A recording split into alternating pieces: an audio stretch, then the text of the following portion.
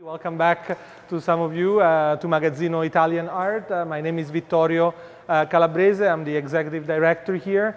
Thank you for joining us on such a white and magical morning. I don't think could be a better place to be than the Magazzino today and listening to such a great group of speakers. As you know, Magazzino is a museum and research center dedicated to Italian post-war and contemporary art. This is the first program that we do actually in the winter. As many of you, especially from the community, know, we've been actually pausing for the winter. Actually, we didn't really want to risk it with the weather, but it makes me so happy to see so many of you today. That means we're really going to keep doing this throughout the next winters going forward. Magazzino is a nonprofit that dedicates, as I say, to Italian post-war, and you see in the gallery behind you, we have an incredible collection of arte povera, which is an art movement that started in Turin in 1967. But we've been investing more and more time and energy to also go beyond that. You know, like arte povera started in 1967, and as much as we can see so much parallels with what was happening in the world during that time of change in the 60s, we're experiencing that right now. And Magazzino couldn't really stop during that time, but we're really projecting a lot of our conversations on what's happening in Italy right now, what's contemporary art now in Italy, what's Italy right now.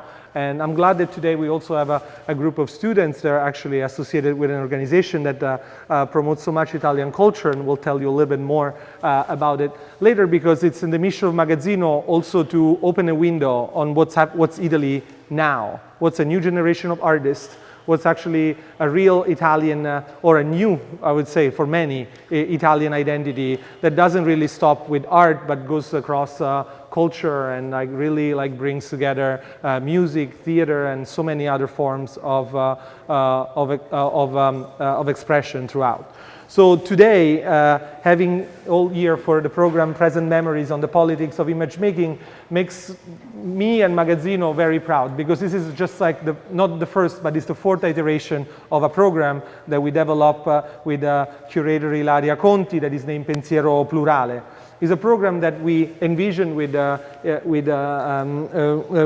Ilaria, really answering to some also generational questions, and just really also think of issues on cultural and social justice, intersectional thinking, and the arts across Italy and the US. As you know, Magazzino is here in Cold Spring, and I'm happy to see so many friends from the community that is actually truly local here.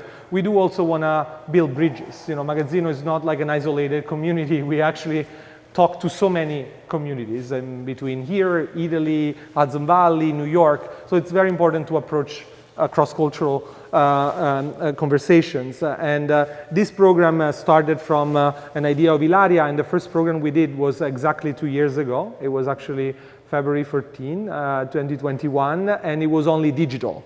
At that point, you can imagine, COVID, and we were not scared of doing a project during that time. It was truly digital, and this is the fourth one that we're doing together. The program of today is the program for today is for a full day, and the morning program will be with Dawit L. Petros, that is with us, and scholar Teresa Fiore. I'm so happy we're able to do something together more formally, and I hope this is the first of many others. And I'm just excited to actually welcome curator Mistura Allison here for the first time. I would like to thank all of you and everyone that has been involved in the program, the Magazzino team, everyone that really made sure that this program was possible, our founders. They're actually, they couldn't be here, they're in Italy right now, that supported this program, and all the friends and supporters of Magazzino that really make sure that we can organize and produce events like this. We're excited also to host a wonderful group of students here from Montclair State University that was brought here by Teresa Fiore, full professor of Italian art, and in Serra chair in Italian and American studies at Montclair University. We're doing this really to inspire new generations, and I think this is an incredible opportunity for all of you to know more about what Italy truly is and not to stop to what we sometimes only read on this point on social media or on like travel ads on the internet. And we speak a lot about like how the image of Italy sometimes is like framed in a way that is absolutely untrue. And I would like to thank all the university in general for including this event as part of their student program. I'm going to leave now the floor to Ilaria. That will give you more of an in-depth introduction on the program and the speakers. Ilaria, as I mentioned, has been a frequent collaborator of Magazzino Italian Art. For me, a true source of inspiration in all our programs at Magazzino, and it's been an honor to work with you since the launch of Pensiero Plurale. Ilaria's cultural work focuses on research-based artistic practices engaging with decolonial epistemologies, institutional infrastructures, and civic agencies. Currently, she serves as a curator at the American Federation of the Arts, advancing frameworks of decentralization exhibition making with a focus on social and cultural justice. Previously, Ilaria served as a research curator at the Pompidou Center, assistant curator of the 2016 Marrakesh Biennial, and the Kress Fellow at the Metropolitan Museum of Art. She's an advisor in the visual arts for the American Academy of Rome as well, and her curatorial work has been featured in exhibitions and programs presented for the Pompidou Center, the Met, the Guggenheim Abu Dhabi Museum, and the Swiss Institute in Rome, among so many other institutions. And I'm just so proud that you also collaborate with us, because the institutions that you're working with are just incredible. But thank you, Ilaria, and I leave it to you. Thank you all for coming. Thank you very much, Vittorio. Thank you to all of you for being here today despite the snow. I want to thank also the wonderful Magazzino staff, Laura, Carolina, Eve, everybody who's been working really with a lot of care and genuine interest toward the success of this program. As Vittorio said, we first conceived of Pensiero Plurale, which again, I'm sure most of you know what it means, but it was a nod to thinking plurally, or plural thinking, plural forms of thinking. We first conceived of Pensiero Plurale in 2021, and when we did so, this is precisely what we imagined. So a shared space, a shared time to have conversations, to think together in a plural way, right? So, as Vittorio said, we were lucky enough to be able to develop and present the project despite the pandemic. We had a wonderful series of conversations on Zoom. They're all on the Magazzino website, so I encourage you to have a look if you're interested. Incredible cultural practitioners, curators, Chiara Figone, Justin Randolph-Thompson, amazing artists, Binta Diao, Alessandra Ferrini, the list goes on. But as Vittorio was saying, really, Pensiero Plurale emerges from the need to rethink cultural, social, epistemic justice in relation to notions of Italy. And I really want to stress the word notions of Italy, because this term encompasses multiple identities, perspectives, narratives, spaces, politics, right? They are all embraced under this very big term. So we should not think of it as a one space, one identity, but as notions that emerge or relate to this conceptual space. And so this is what we're trying to do here today, to complicate these notions. So I hope also this program will create some turmoil inside of you, or some confusion. I think that's okay. It's part precisely of the process that we're trying to engender here today. Because what we want to do is to sort of complicate these notions in an intersectional way. So keeping really in consideration how each one of us speak from a different positionality. And honoring and presenting and respecting those positionalities is really at the core of what we're trying to do with this program. So we wanted to consider the narratives that shape ideas around Italy, but we also want to do that in international conversations, international context. The fact that we are in the United States, in New York, is very important to how this program was conceived. The fact that we are a Magazzino Italian Art is even more important to how this program was conceived. And it is very important because I've been living outside of Italy for the last 12 years, and what I find often is that conversations around these notions of Italy are very homogeneous, partial, problematic abroad. Very little of even the conversations that are taking place in the geographical space or cultural space of Italy trickle out of that area, that region. Not much is heard, definitely not here in the United States. So what we want to try and do with this program is honor and give visibility and provide a platform to practices that are really committed to critically rethinking all these notions. So as you see here, today's program looks into the politics of how knowledge is formed, which I guess it's not a small endeavor, so we'll do our best.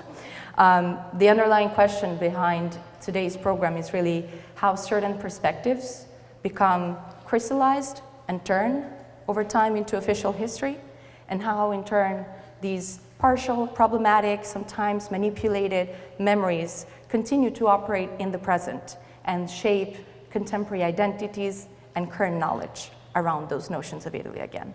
So it's a two-part title. I'll be very brief so as to leave space for the actual conversation. But Present Memories really wants to address how memories, in the plural, once again, inform somehow the present. But as I said, also how current knowledge, knowledge developed today, and awareness developed today can reshape memories, sort of do a reverse engineering of certain processes. This is what we would like to try and do today, somehow. And then on the politics of image making, this second half really acknowledges the fact that a lot of this formation of knowledge goes through visuality. And so that processes of knowledge creation rely a lot, on images of all kinds to build collective imaginaries. So what we will try to do today also is we will look at a lot of images. So thank you in advance for your patience. We will look at still images, artworks, moving image, material culture, public spaces, and much more.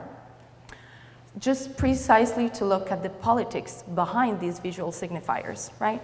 And the kind of politics that they carry within themselves and how they operate on what we think we know. So we invited Dawit, Teresa, Mistura to share with us their artistic, curatorial, scholarly practices. Thank you for accepting this invitation. What you will see is that their practices share a lot of things. They have a lot of things in common. They question, they deconstruct, they reconstruct otherwise these processes of knowledge formation, both historically and contemporary ones, through visual culture, through artistic practices, to material culture, and more. So, but besides these shared elements, what we also wanted to articulate, we have a morning program, an afternoon program, there are some differences there, is precisely to look at how this goal can be achieved somewhat through different practices, through different research processes, through different output strategies, how nuanced those conversations and those positionalities can be. And I think also it's very important to stress the fact that we will touch upon different things. You have a timeline now in the afternoon, you'll have a QR code, precisely because this is not just a conversation about the arts. It is a multidisciplinary conversation. It involves history, politics, geography, and so much more. And also, and I think that is also a very beautiful and important thing that Vittorio was hinting at before, it is a cross-generational conversation. And what that means is that it is still in flux. It's not a finished project. What we will be looking at today is a point in a longer term arc of research and deconstruction and critical thinking.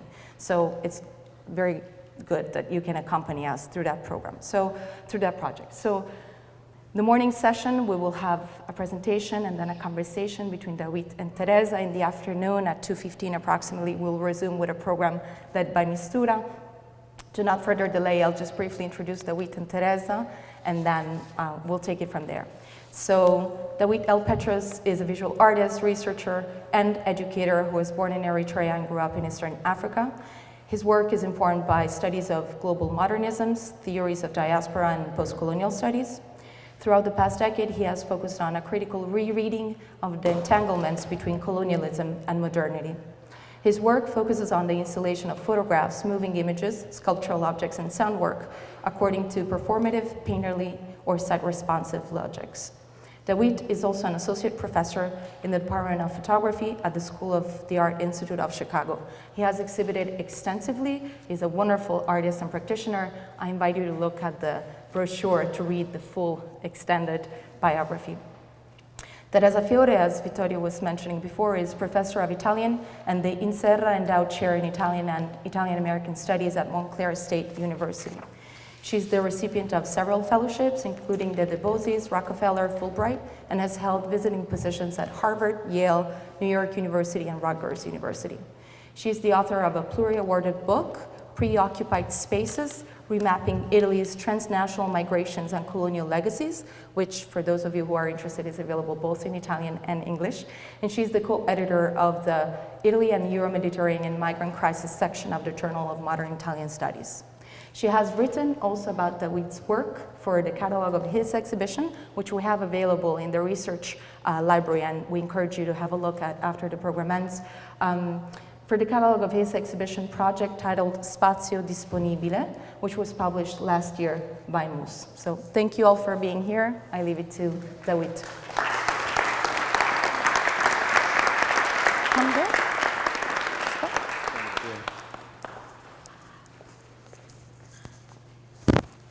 Welcome, everyone. I have my reading glasses on, which means I can't see any of you. And so all of my nerves have just magically disappeared. Thank you for the invitation to be here, Ilaria. I'm honored to be part of this conversation.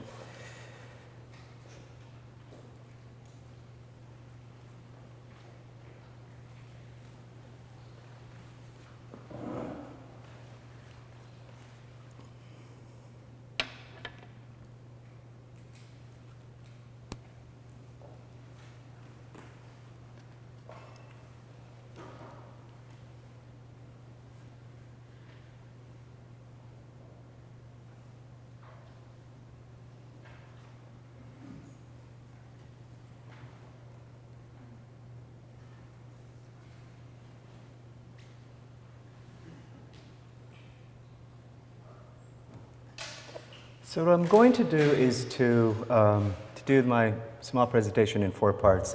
I would like to begin by addressing some motivational factors and giving you a little bit of historical context, some of which is in the handouts that you've already received. I would then like to look at the structural context, the language that I research and that I deploy in my work.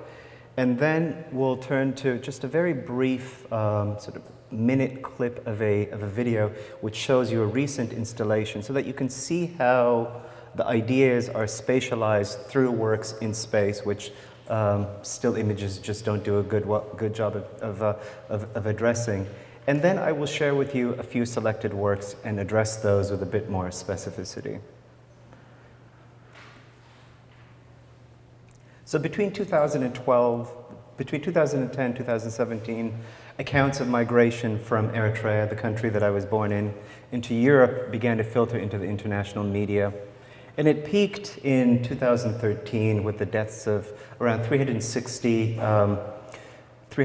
lives, most of whom were Eritreans, on October 3rd, 2013. And this was within sight of land at Lampedusa, just off the coast of Sicily.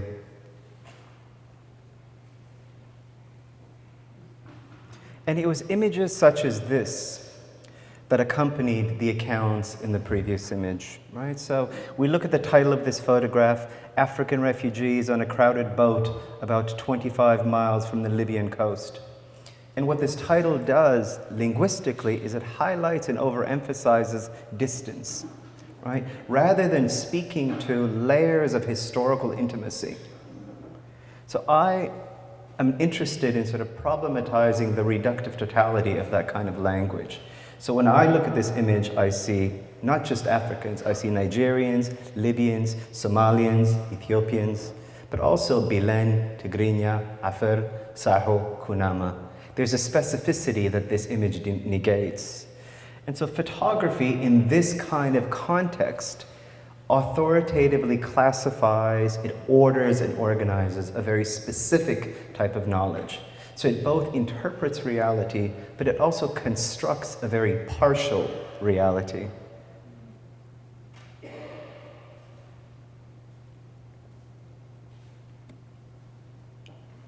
So connected to this, so what this negation of historical intimacy that I'm talking about sort of prevents us from understanding is revealed in a right, in these kinds of documents here. So what we have is a map which you all have in your hands, which shows Italy's African empire, which contained Eritrea, Ethiopia, Somalia, and as well as Libya in the north of, in northern Africa. So then what the previous image, so the arrival of subjects from the Horn of Africa specifically, which is what I focus on, does is it's this re-emergence of these repressed histories, right? These denied negations of, right? These denials of these negations of historical intimacy.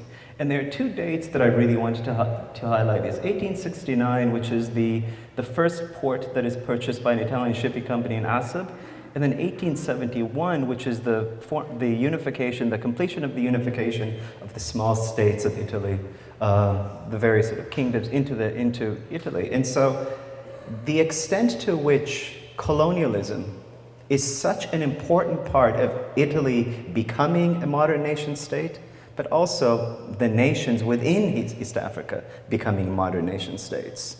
So this is the kind of historical intimacy that I'm talking about.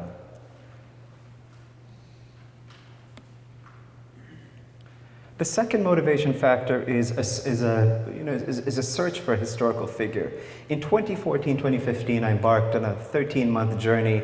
4 months was spent moving from West Africa, Morocco, into Western Europe. I then ended up in Italy, where I spent 9 months, and a significant amount of that time was in Sicily, working with young Eritreans who had come across Lampedusa into Italy. And so when I was in Rome, mainly, I was working through a significant amount of archives, trying to find historical evidence of the existence of a particular historical figure by the name of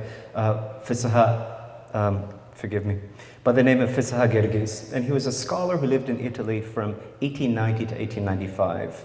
And he writes this very short 16-page brochure which articulates his movement across the Mediterranean and his time in Italy. And I couldn't find, right, physical materials for his time there. And I was compelled by what this absence implied.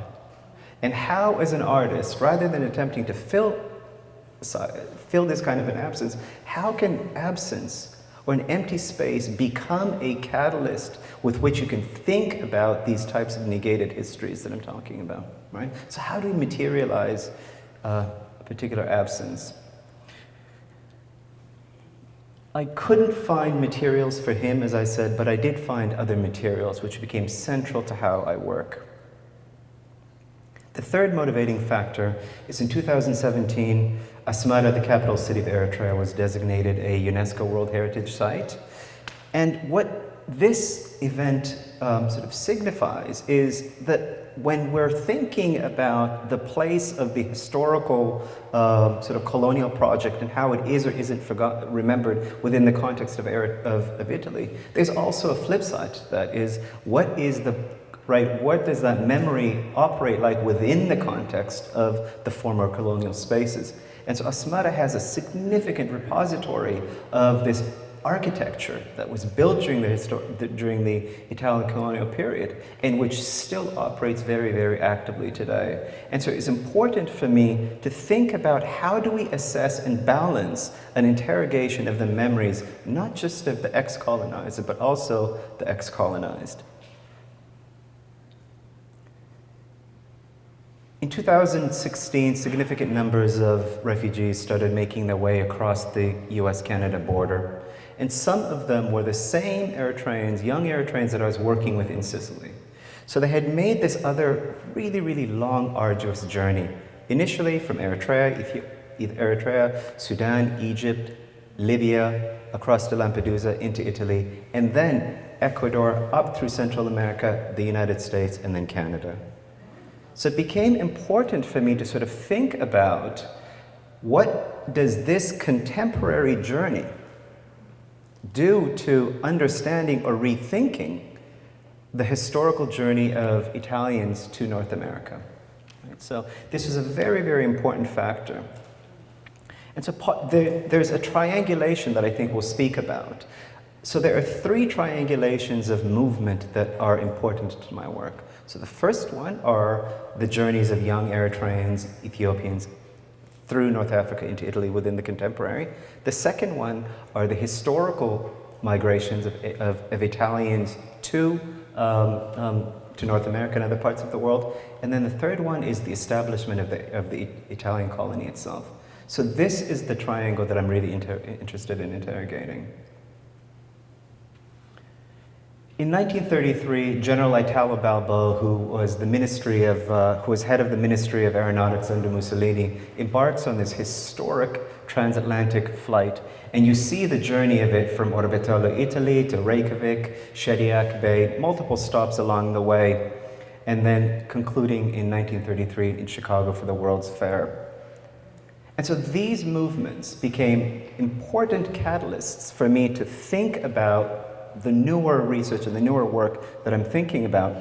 But it also became, but it's also motivation for me to really think about aviation, the role of technology, and how it occupies this moment in 20th century Italy as it occupies a central place in the culture and the political sphere of Italy. This revolutionary technology that insists on a certain experience which needs a different and a new vocabulary in order to articulate itself. And so this aesthetic and ideological program that is established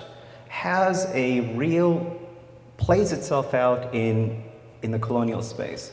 So I'm interested in really thinking about what that relationship is, so that rather than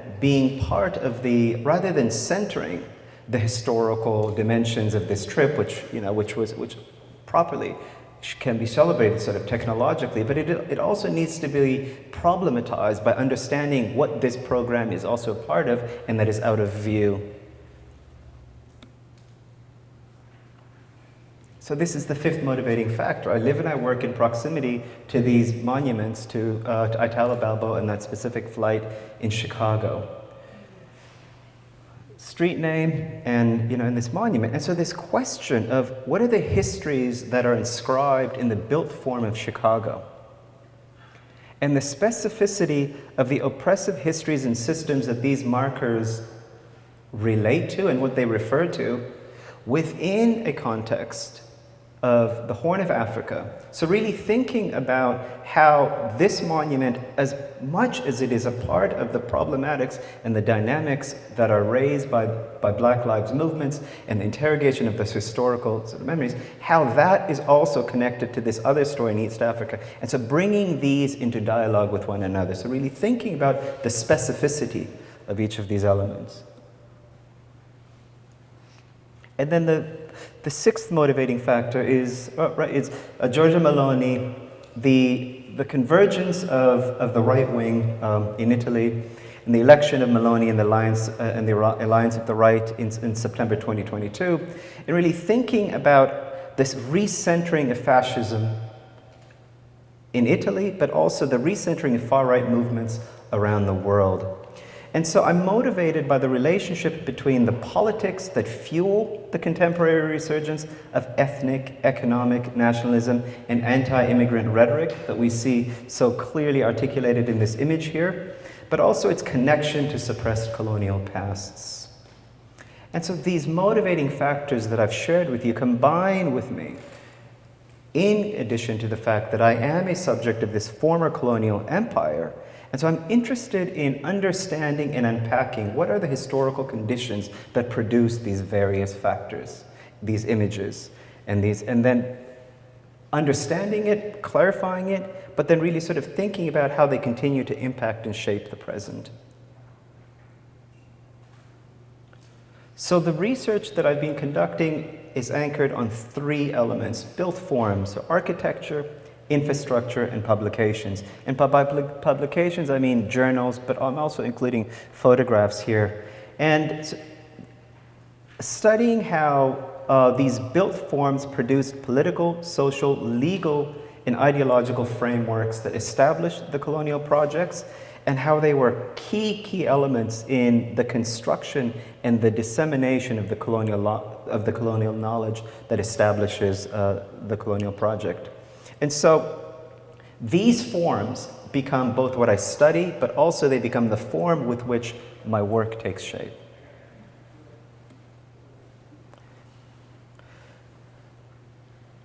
So I just want to show you a minute of this walkthrough.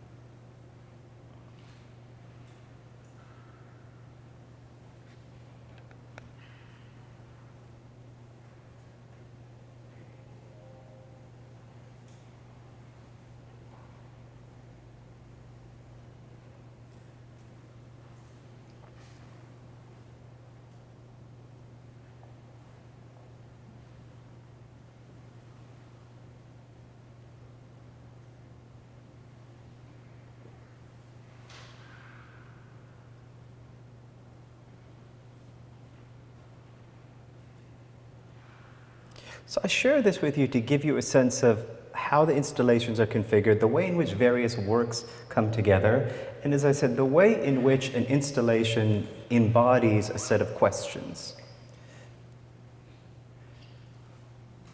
So my aesthetic practice, anchored on the elements that I've just described to you, uses photography, I make objects, I make sound work, array of screen prints. There's array of languages with which I'm working with, and if we can begin to sort of look at some of the, so this is all of the exhibition, all of the projects are multi-scalar. They're enormous, right? And they're unfolding. But I've extracted just a few elements within which I can sort of talk about some of the methodologies.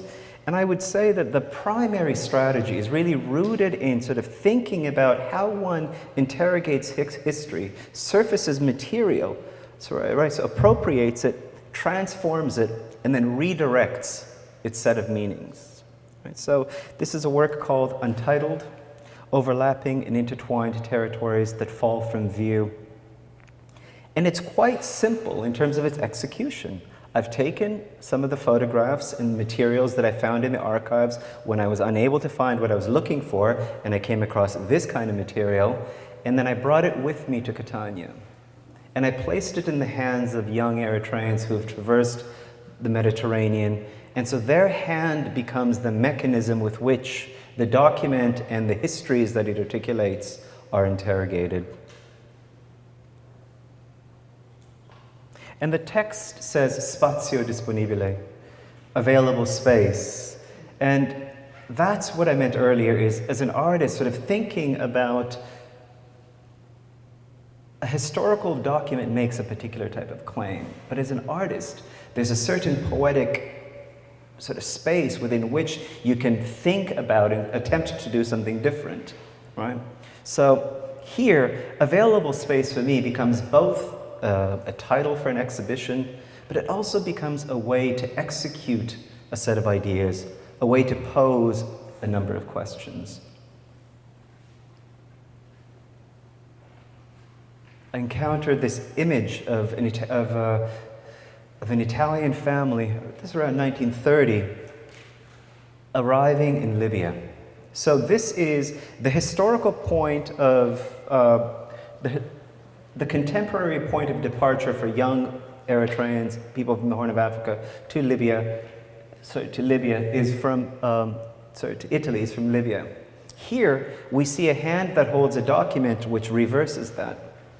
So what happens by this, by bringing these two elements together is we're able to see what is perceived to being two different temporalities, two different geographies, occupying the same space, and we now see the relationship between them. And that is more clearly established here, is so how do you work with documents so that the unresolved propositions that are encoded within them continues to speak to each other?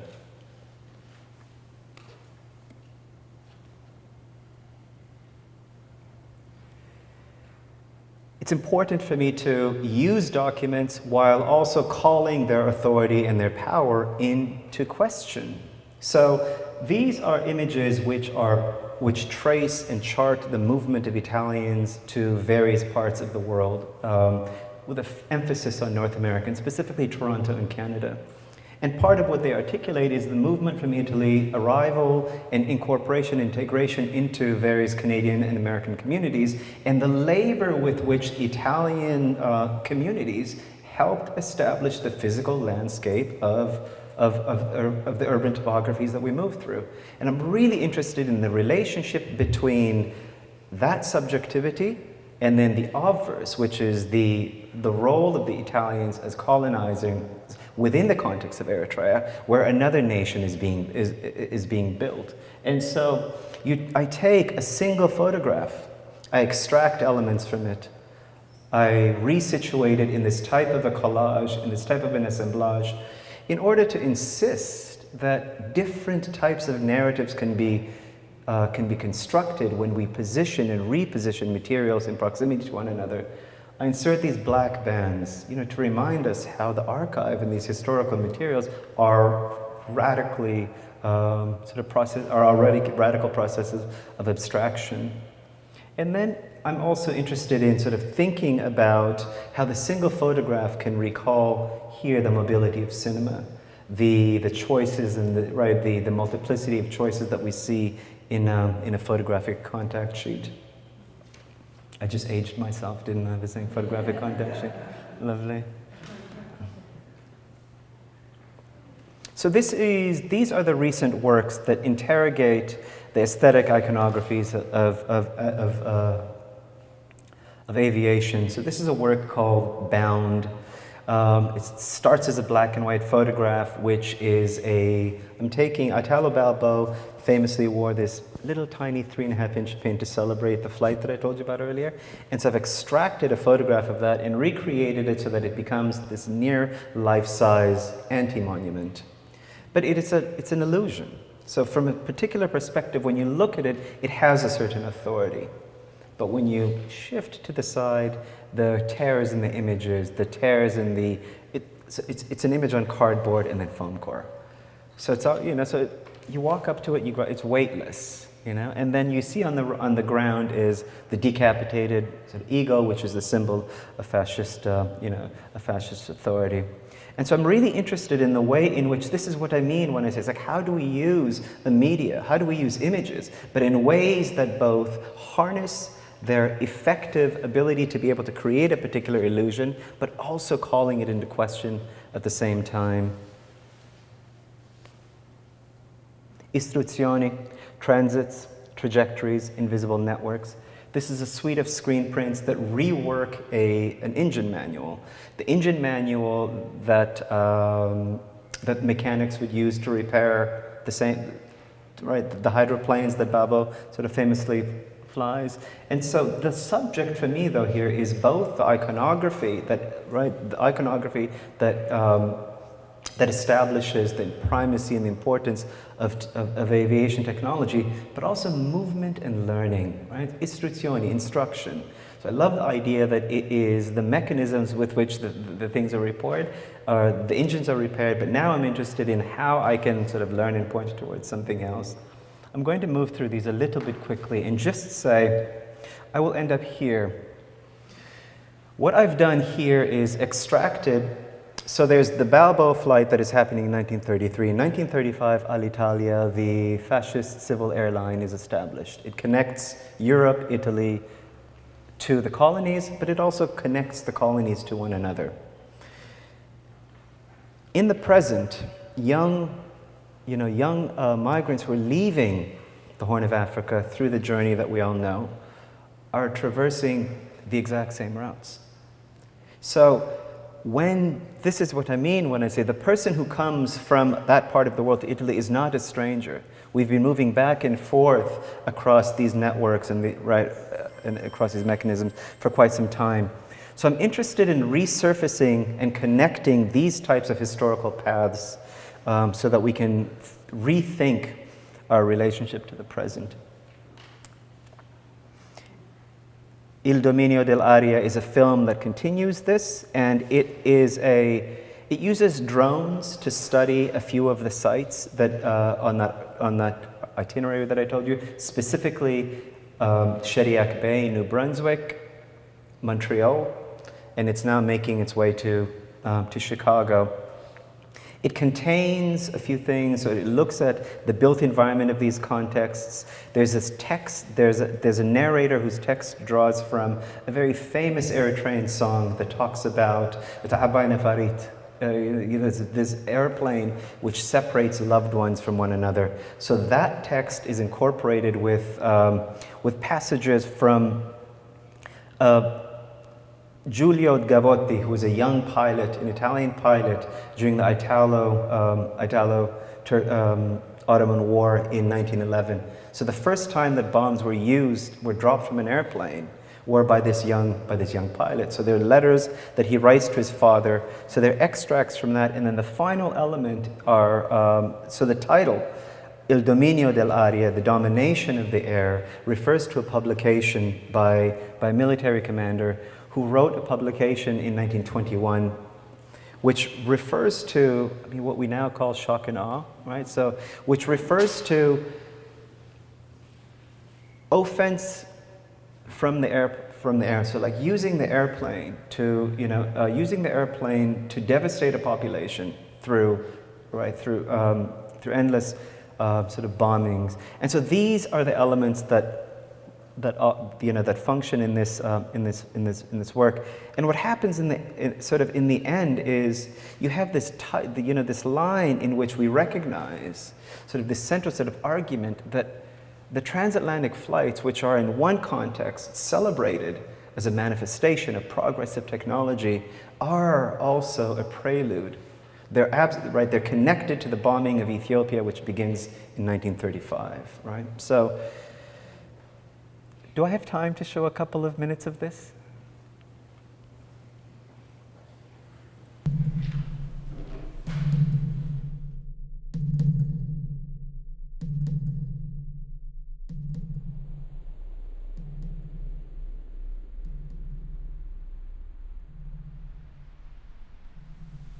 ስራሓት ሓዊ ኣብ ሰማይ ትዝታ መልክዕ ነፀብራቕ ብርሃን ባውዛ ሓባራይ ገረንገረ ነፋሪት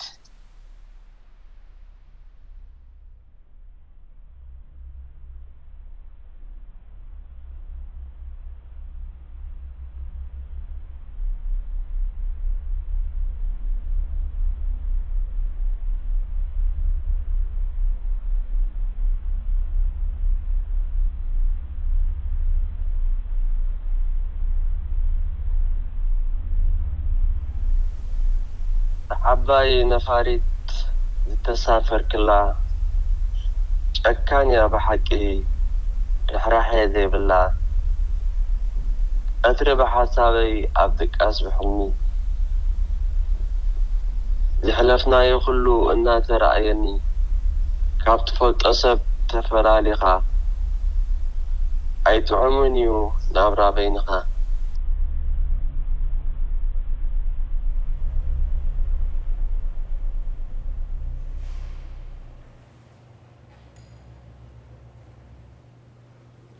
I will leave us in the air. Okay, thank you. Salve, benvenuti. It's a great pleasure to be here.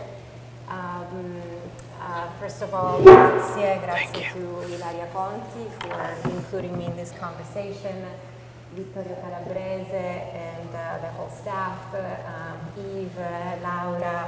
It's been a pleasure to work with you, and like you, Vittorio, I hope that this is going to be the beginning of many other opportunities.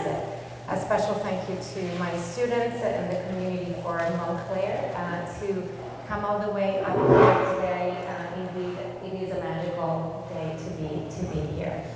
But there is a special thing that I have to say, because the two of us have been in conversation for a very long time, but we never realized that we had never met in person. The disembodied experience of being on Zoom for interesting conversations over the years makes it, very powerful in terms of a connection, but then we forget that, we need to be together in a room. But I'm saying this because the conversation with Dawit actually started even before we started, conversing. And that's because of the power of archives, of images, of words, and of books. So, a little anecdote. When somebody asked me to look into Dawit's work for the first time, I watched a video where he was being interviewed, and he started using words that I was familiar with, like preoccupied spaces, which is the title of my book. And then some works of his had that title. And then another work had a title, All at One Point, which is a story by Calvino, which I use in the introduction of my book. And I started wondering, am I using some of his work, or vice versa? What is happening here? It turns out that he had read the book and that he was actively using it in order to address this triangulation that he's been talking about, which is very, very crucial to both of us to understand forms of national formation, nation building, transnational relations, but also creativity and identity definition across borders and across historical times. So it was a very revealing realization for me. It really reminded me of how scholarly work sometimes is not just for small circles, but it actually reverberates, especially when it is interdisciplinary, which is something that I want to underline here. You have listened to this beautiful journey through Dawit's thinking and Dawit's creating, and you've seen how he moves in and out of so many areas, right? So many spaces, indeed. And one of the first things that I wanted to underline is precisely the importance of memory, and with that I would say fighting amnesia through archival work, through creativity, and indeed to interrogate all the points that Ilaria has so beautifully defined for you in her brief introduction. So the conversation continued, and his work ended up on the cover of the Italian version of the book, with an image that I think really captures the work of Dawit, right? So this idea of people leaving Italy to go not only around the world as part of what is being called the largest diaspora in modern history. I'm quoting from historian Rudolf Vecoli. Italians have gone pretty much anywhere. Roughly 27 million Italians actually have moved from Italy to relocate someplace else. 50% of them went back, producing a population of over 60 million descendants. Probably many more. These are actually outdated stats, and in Italy there are 60 million people. It's something that I always mention to my students. The same number of people living in Italy and outside of Italy, which is a pretty unique condition for a modern nation formed in the mid-19th century, and as such a unique laboratory to actually rethink forms of belonging, forms of dialogue across borders. I've mentioned titles, and I want to go back to that. Your titles are always very intriguing. Sometimes he calls a work untitled, and then he has a very long strings of words. And so tell us a little bit more about what you do with all of this, because it's archival, and at the same time, it's creative. Untitled, overlapping, and intertwined territories that fall from view, and then the specificity, Catania, Italy.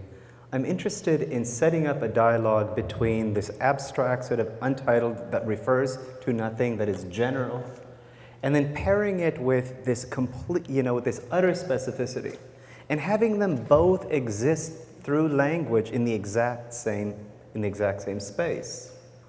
So language and titling here becomes a way for me to sort of think about that relationship, which also then can be translated sort of upwards to the communities and to the individuals in the histories that I'm speaking with. So one can think about Italy, the story of migration into sort of narratives of migration into Italy, and have it fit under this sort of broad category of migration, African migration into Italy. I think that for me is how Untitled works. But to then do the exercise that I initiated sort of earlier, which was to move through the specificity of the subject positions that are on that boat, sort of problematizes that general application of a category. And it's not an either-or operation, right? They both, for me, need to exist in relationship to one another. So these deployments of language are about that, right? Sort of specificity and generality sort of rubbing up against one another. Right. And as you can see, he works with archives in a really unique way. Photographs that end up inside other photographs through a meta-language that speaks also of reappropriation, right? So that he brings the memories to the present. I want to use the themes of today's conversation on purpose here, so that we really think about this idea of preoccupation, right? The idea that a migrant goes to Italy in these days, occupying, right, a space that has already a very long history of colonialism, but also of emigration. There are two things that I would like to focus on in particular in your practice of image making. One that you have seen briefly that recurs though in this particular series Untitled that you took in Catania, and it is the mirror. And I was very pleased to see actually one of those works acquired recently by the Yale Gallery, in which the migrant is actually carrying landscape. He's carrying space, right? At the same time, it erases the face of the migrant. So I would like for you to go a little bit more into it, this sort of very conscious action of substituting the face, right? Since agency is a very, very important element, right, in the representation in particular of the black body, right? So what does it mean to show a body without the head? What does it mean to show exclusively some arms or some hands? I'm gonna move a little bit so that Yeah, I was gonna say, if we could move so that we don't give them our back.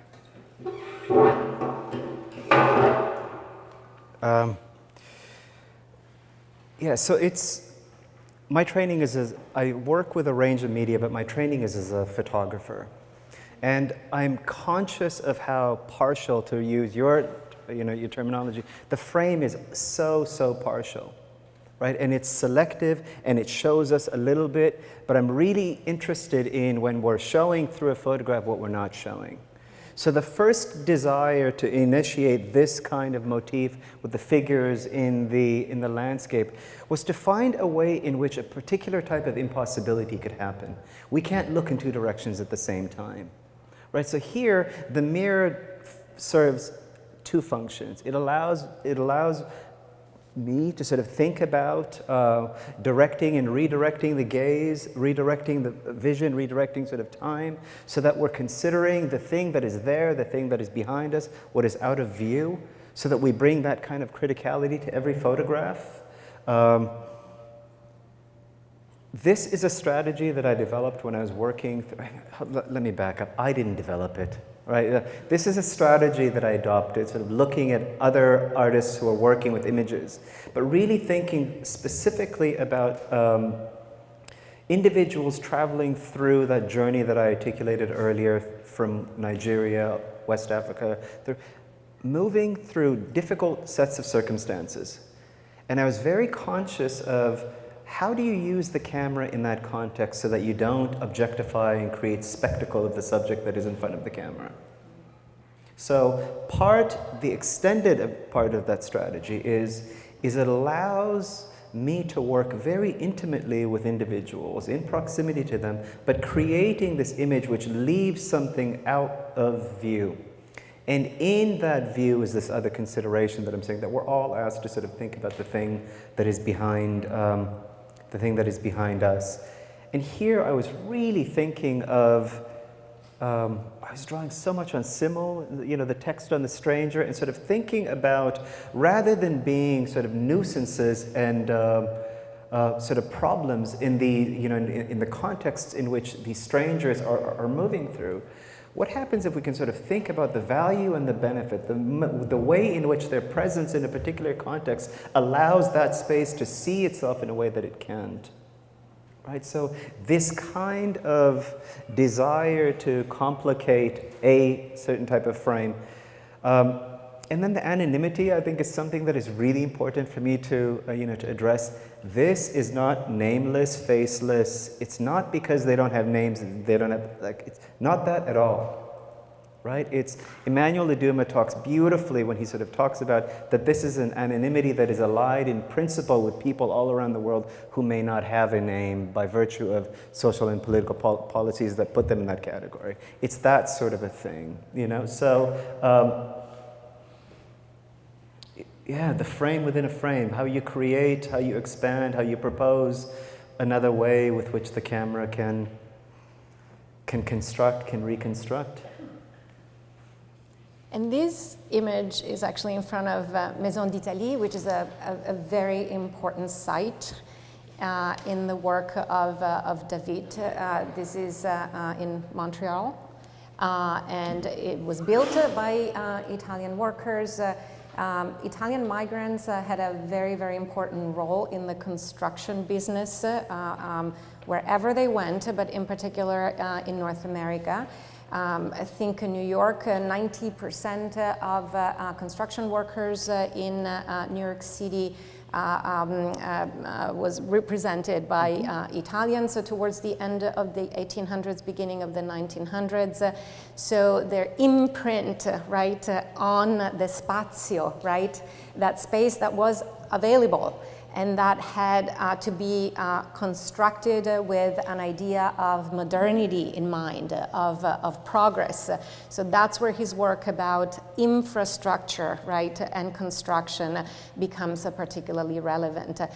In the exhibit Spazio Disponibile, this site, according to me, is actually the subject of the most powerful piece. It is a mix of audio and visuals that creates like a synesthesia in which an engineer actually based in Asmara is describing a building that is in Asmara, but we get to see the building in Montreal. So I think it really embodies what Dawit is doing in terms of crossing historical periods and geographical locations.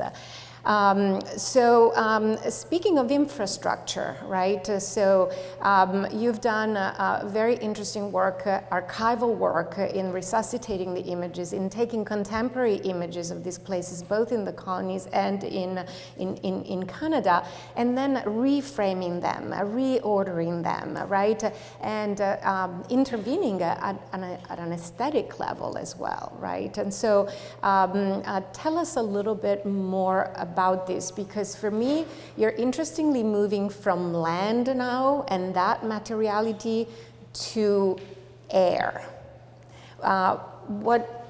What's taking you up to the clouds? Why is it that now this more scopic view speaks to your project, which, by the way, is a long journey?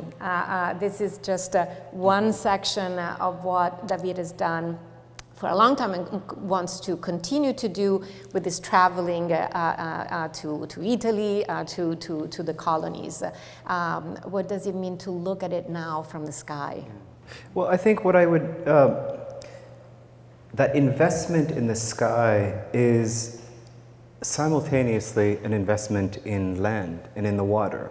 So for me, the vantage point, I may be sort of shifting my gaze upwards, but I'm really interested in the relationship between the things that are happening down here, right? The policies and the language that are being activated through aesthetic sort of registers and legacies of Italian sort of avant-garde futurism, specifically Aeropittura. So I'm really interested in the way in which cultural policies, economic policies, political policies at on the land level make their way into sets of experiences that want to, so that this desire to control, to have dominion over the sky, this godlike desire to have a panoptical sort of view so that you can control and impact the things that are happening below. But I'm coming from the perspective of, I come from the legacy and from the history of the people who are on the ground. So this is what I mean when I say, yes, I'm in the air, but I'm trying to understand how the visions that are unfolding from this perspective shape and impact the things that are happening on the ground. So this for me is both the sky, but it's also the sea, right? So this kind of, it's this, to come back to this notion of a particular duality, yeah. Yeah, and it's so interesting you're working now on Italo Balbo. Very little work has been done actually about how migrants moved from using a ship to cross the Atlantic in particular to actually flying over. And this is definitely a subject that could be further explored. At the same time, Dawit, as much as you describe the migrants following the same trajectories, we know that they cannot fly. And so this is a very important reminder of how space cannot be inhabited, whether it's land or air, with the same privileges, because a migrant from Eritrea or Ethiopia right now has to cross the desert and has to cross the Mediterranean in what is one of the unfortunately many lethal routes of migration in today's world. So I think your reflection, your observations about flying as power still, right, is quite appropriate. And during the fascist period, of course, interesting to underline, Italy was at the forefront of research in this field, and Italy remains a very important center in mechatronica, in the field of transportation. Even today, we often think of food and fashion, but actually Italy is a country that invests enormously on research and on production of transportation at the cutting edge, as a matter of fact. So it's interesting that there is also this sort of historical continuity. Now, back then it was for the purpose of conquest. It was for the purpose of destruction, and the futurists had a very important role, unfortunately, in developing that philosophy of attack, of power. Let's underline masculine power, but also, unfortunately, joined by many women who were part of the future. Not too many, but those who were part of the futurist group. And so my question now is actually twofold. So you now use a drone for this beautiful in progress Il Dominio dell'Aria. So what does it mean to resort now to a device which can be creative, but as we know is also a military weapon in these days? And related to that, so we can condense both aspects, is your use of the diptych. You probably noticed that Dawit loves to put together two images. He does it with still images, but he does it also with moving images, as in Il Dominio dell'Aria. This is a very old format. It was used for religious purposes in medieval art. It's been used to celebrate aristocrats, Piero della Francesca, I Duchi di Urbino, but also, more recently by contemporary artists. What is it through your language that the diptych does, right? Is it juxtaposition? Is it compensation? Is it splitting up perspective? Tell us more about that. It's a very, very intriguing form. All of the above?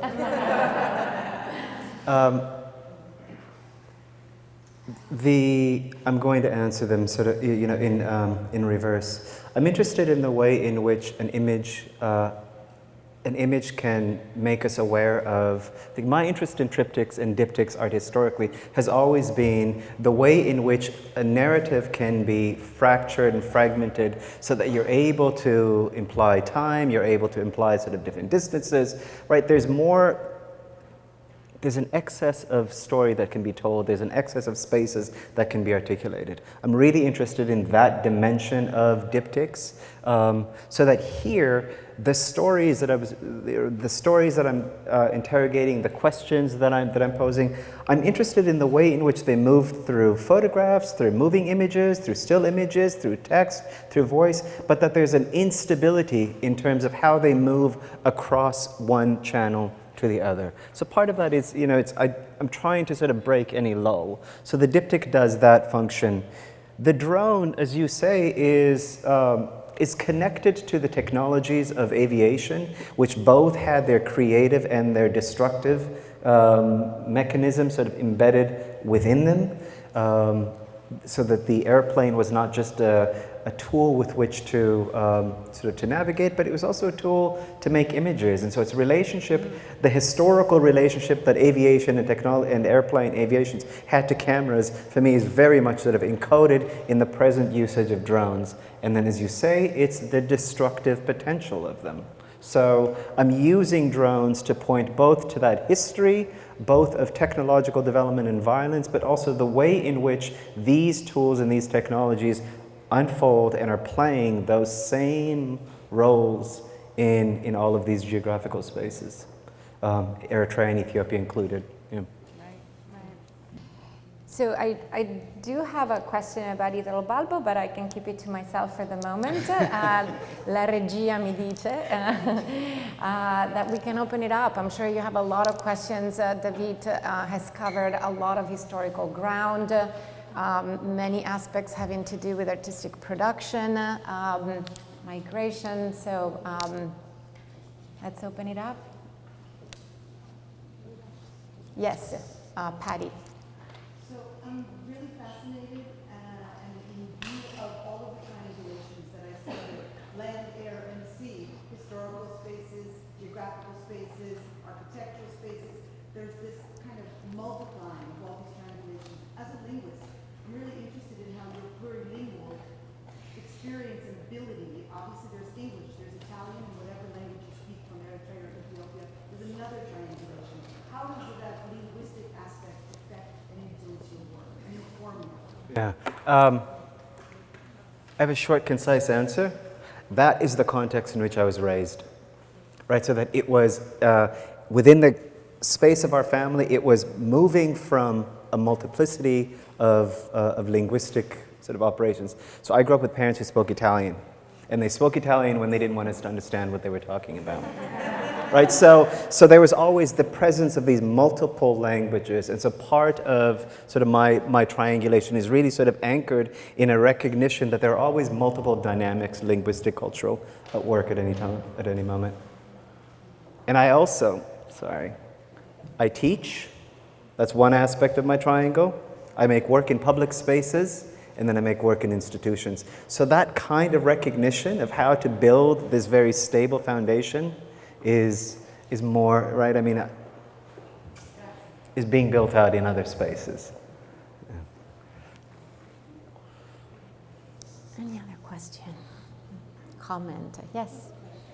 I'm going to state a visual, and I thank you for presenting it. It's very interesting.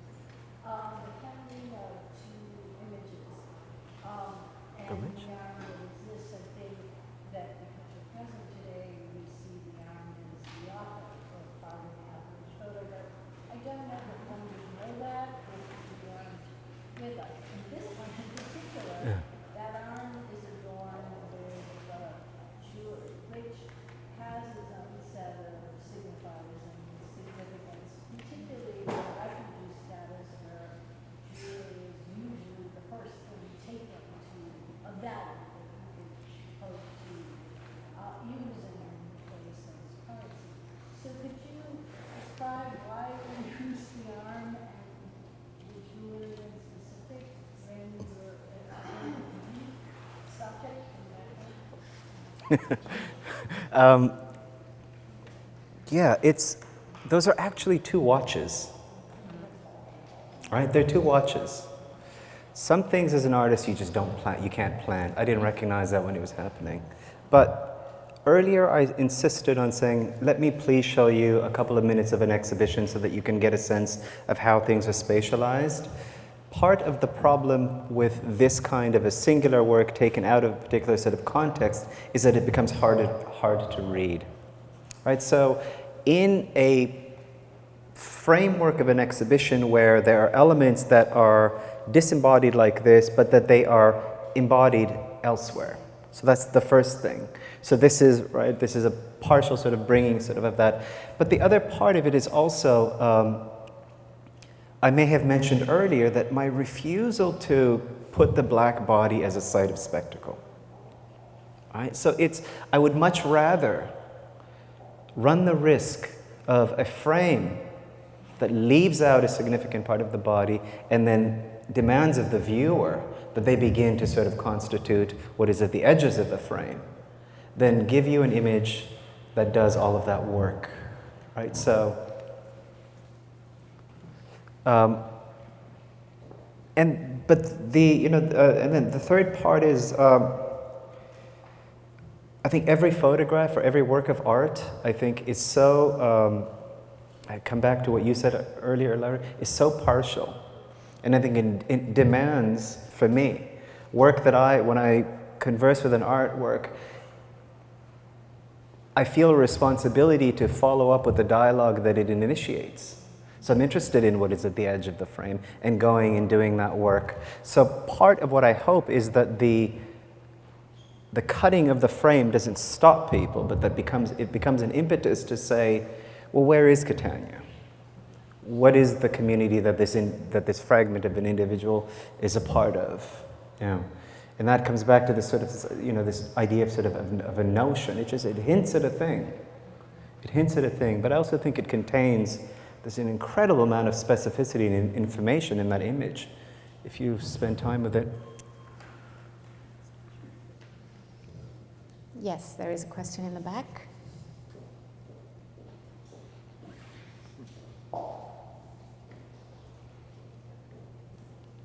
You need to meet him.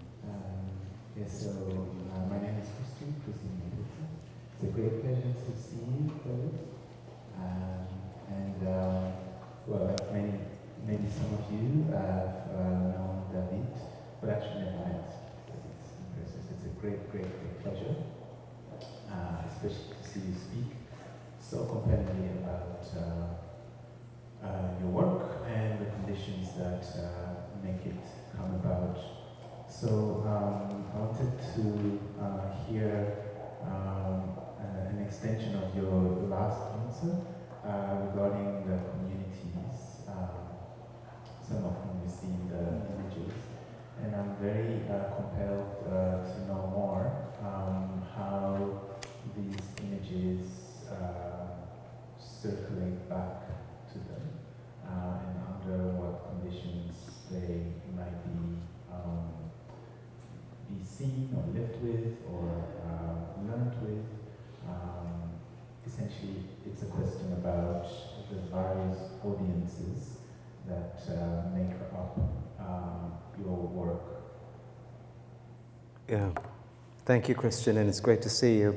I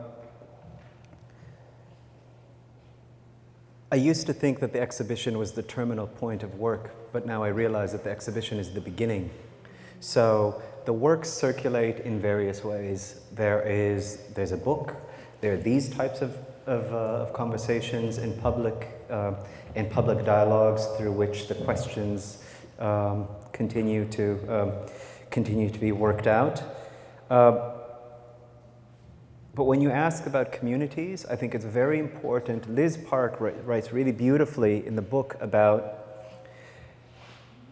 my position is really central to the work that I'm making. So yes, I'm spending a significant amount of time in archives and I'm traveling and but I'm being placed in incredibly sort of intimate proximities to the communities and the individuals that I'm working with. So in this photograph here, this is Sammy's hand, but I am inches away. Our bodies are touching as we're making this photograph. So part of why I continue to, I made a certain type of work in the first 5 months that I described to you in that long journey. But then I kept going back, and specifically kept going back to Catania between 2015 to 2018, so that I could continue to develop that proximity to the young Eritreans. Not so that I could claim their experience, because it's not mine to claim, but that I could stand close enough to them to be able to establish the rapport with which this kind of conversation could produce this kind of image. The reality is that many Eritreans don't come to public museums and institutions. So this really is the first instance in which these conversations are happening within the context of an Italian sort of framework. So this is a very important sort of community that I'm trying to have this conversation with. We've been having this conversation. But as far as my own community, the work comes back in the moments of its production. Because I'm not just saying, here's a photograph, stand there and we'll make it. Right? So that there are things which remain out of view in which this work is sort of partaking in. So the work in its production goes back to the communities and engages in those communities in a dialogue that is as important for me as the book or as the exhibition or this kind of a context. Yeah, I hope I've answered your questions. And the irony is that your work has not reached Italy yet, right? So that will be another part of the journey. Here's the book that he was referring to. It's the catalog coming out of Spazio Disponibile. It's part actually of the collection of the beautiful library that Magazzino continues to build, so you can browse through it. And with this, thank you very much, Dawit, for your words, for your presentation. And I think it's So without further ado, we're going to jump right back into the program. And as you all know, this afternoon session will be centered around the practice and thinking of Mistura Allison. So I'm just going to read her bio. Mistura will come and present and share with us some thoughts and musings. And then we will be shortly in conversation together, and we will open up to Q&A, similarly to what we did this morning. So Mistura is an independent researcher, curator, and art historian based between London and Milan. Her curatorial practice is shaped by her interest in interdisciplinary, contemporary, and celebratory images of Blackness. She's the founder of Ashiko, is that right? A research platform inspired by Africa and its diaspora. She is also a member of Archive Sites, which is an ensemble of practitioners and storytellers sharing multiple languages, ancestries, and sensitivities.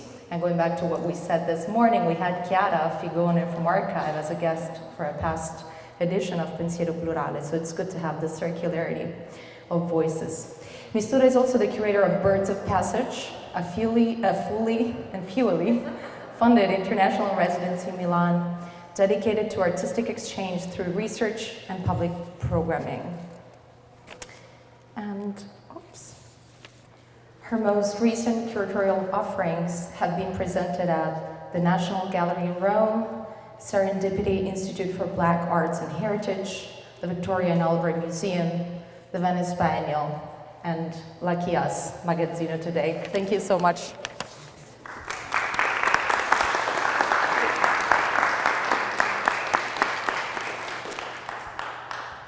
Wow, everyone looks so beautiful. I am short, by the way. Can I adjust this? Do you hate me? Thank you. Thank you so much. I wore heels for this. Hi. Grazie.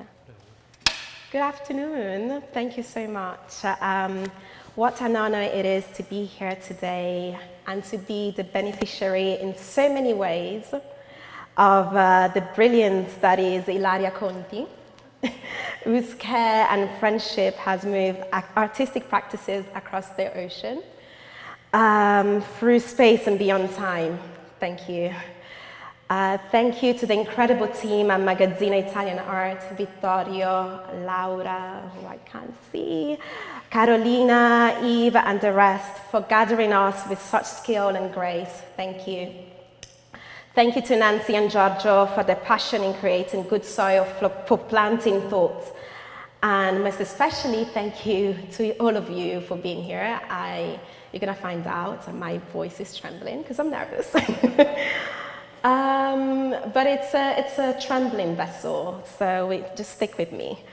Maybe can, okay. So, as you can see from the program, it's today's afternoon session. It's a game where I invite you all to bear with me and entertain me using our imagination.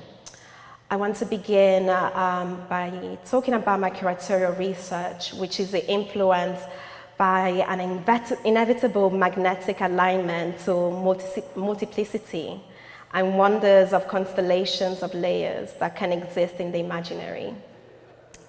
My work excavates and activates constructions of beings, focusing on the ways in which Black diasporic people have transcended complex perspectives through parallel storytelling.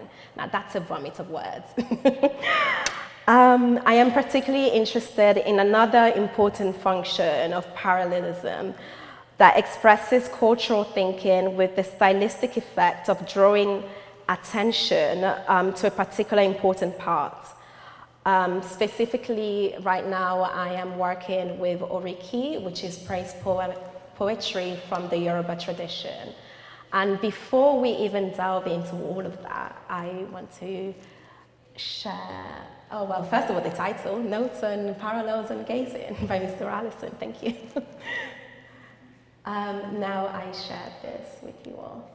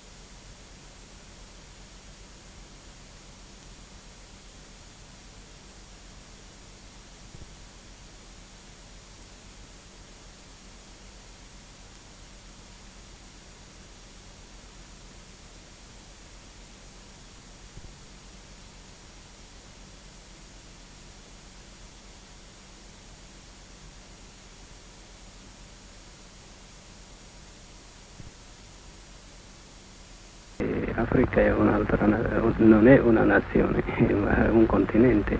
Sì, ma infatti sono qui che vi chiedo, la prima mia domanda è, secondo voi quando andrebbe ambientata, cioè se nel 70 o nel 60, e in quale luogo? Per esempio lei in quale luogo dell'Africa vedrebbe più tipico per una cosa di questo genere? Perché io non ho girato l'Africa. Lei di dov'è? Etiopico. Conosce soltanto l'Etiopia. Sì, ma non è che si deve Africa, dicendo Africa abbraccia dal Mediterraneo fino all'ultimo punto, e quindi dall'Oceano Atlantico fino all'Oceano Indiano, quindi dire Africa non è una cosa.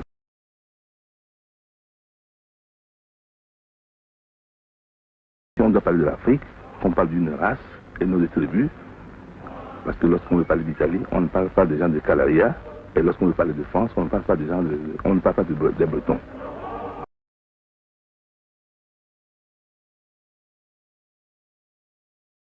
Pratico del film, però non lo vedo la connessione. Siete tutti d'accordo con lui? O c'è qualcuno che invece vede una connessione, una possibilità di connessione?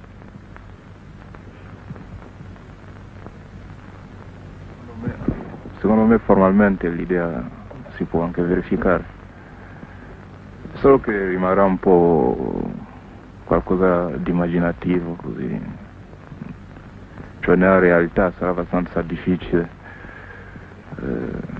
almeno nella realtà odierna. Forse se le ambienta il film negli anni 60, 50, però il legame si può trovare.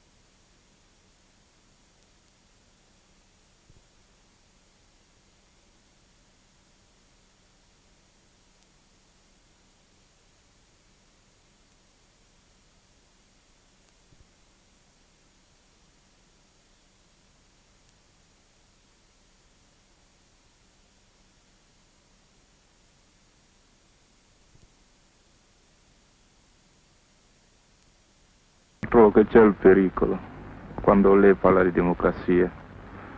Per un africano che vede il film, per esempio, non so se la civilizzazione è così europea, moderna, ci abbia portato proprio la democrazia come si intende di solito. Sì.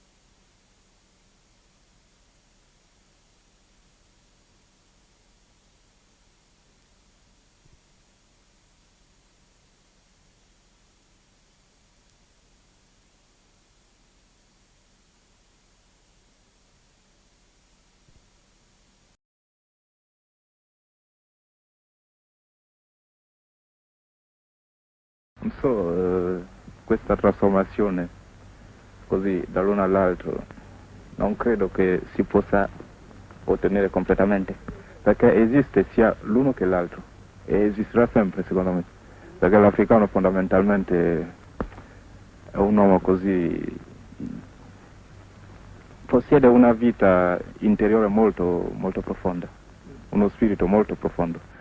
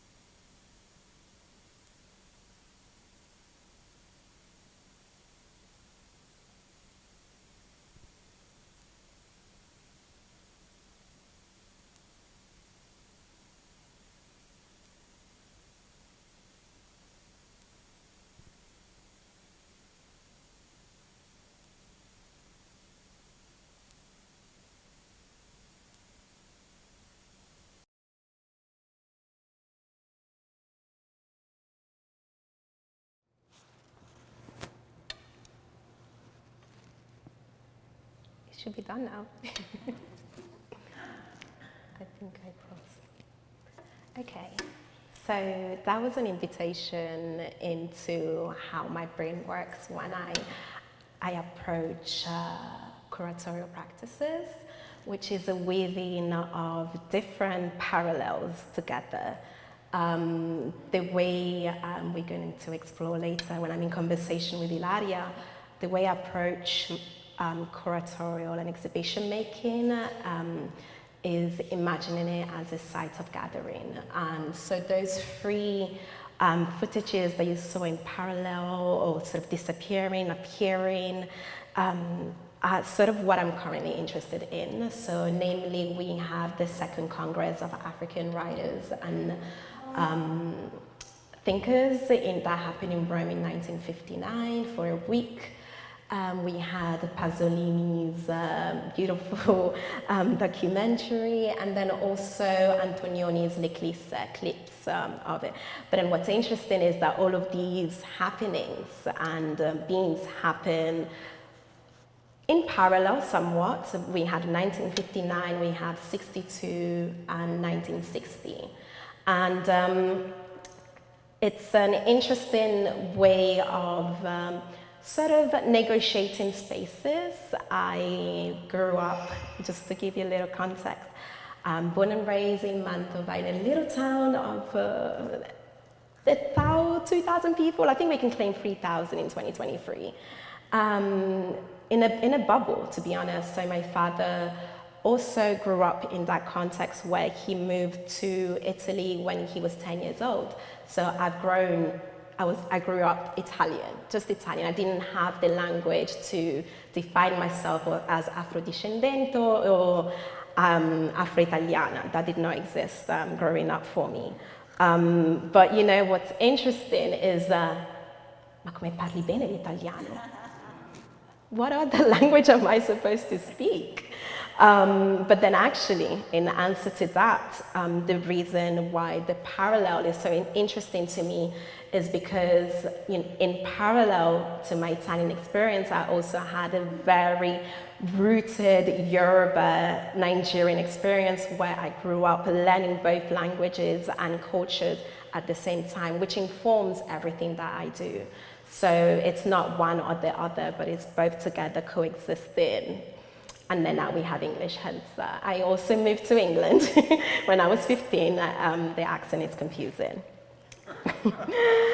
So what I'd like to share this afternoon It's from an essay that I've been writing called Notes and Parallels and Gazing. And it's a story. It's a story of a diasporic bird traveling through time and space, rooted in another land, and traveling to other land, defying Konyoju's binoculars. So we're working with space here. It is an ongoing research using Oriki, as I mentioned earlier, which is praise poetry. Praise poetry is essentially what it says on the tin, is poetry that praises either the person, the land, or the family. So there's 3 types of praise poetry, and I've been using it as a way of visual analysis for the past couple of years. So every story starts with Tinko, Tinko. On this passage, I welcome the invitation to gaze in futurity, to co-imagine possibilities of visual and sonic dialogues. Okay, here's the story. Before the winds of change of the 1960s blew on other land, aspirations to produce motion pictures by other land filmmakers in Konyoju's colonies were precluded by several decrees. Surprise. The intention of the latter was to give Konyoju authorities control and power of censorship to the content of other land films shot in another land.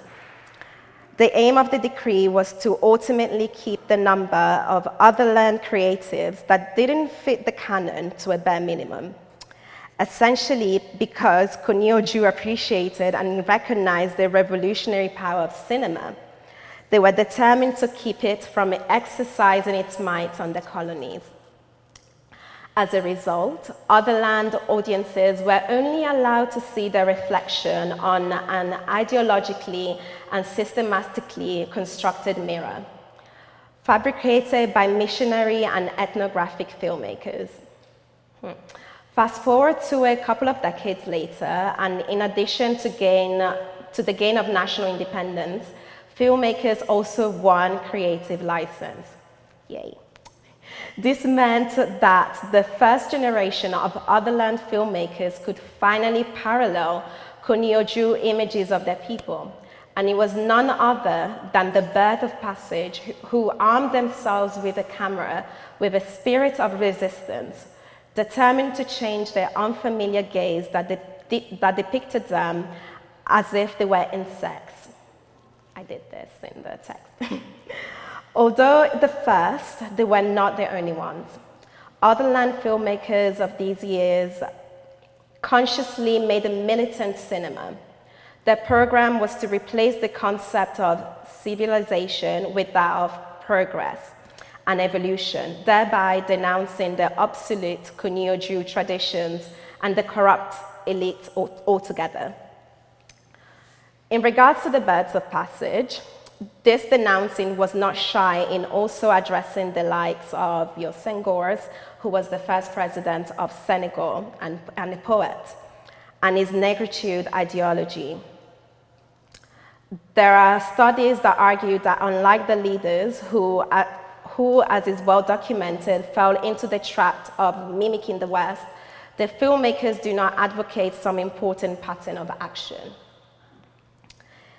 I argue that the Bird of Passage was indeed a revolutionary filmmaker who, through their commitment to their vision, people, and their issues, produced 13 films ranging from the 60s to 2023. It is important to attach the adjective revolutionary to the bird's name, as their pioneering artistic and social impact is one that is unique in the context of otherland cinema. Access to their extended literary production and those of the negritude poets were privileged to the elites of the country. In simple terms, the producers of knowledge were the main, if not sole, consumers.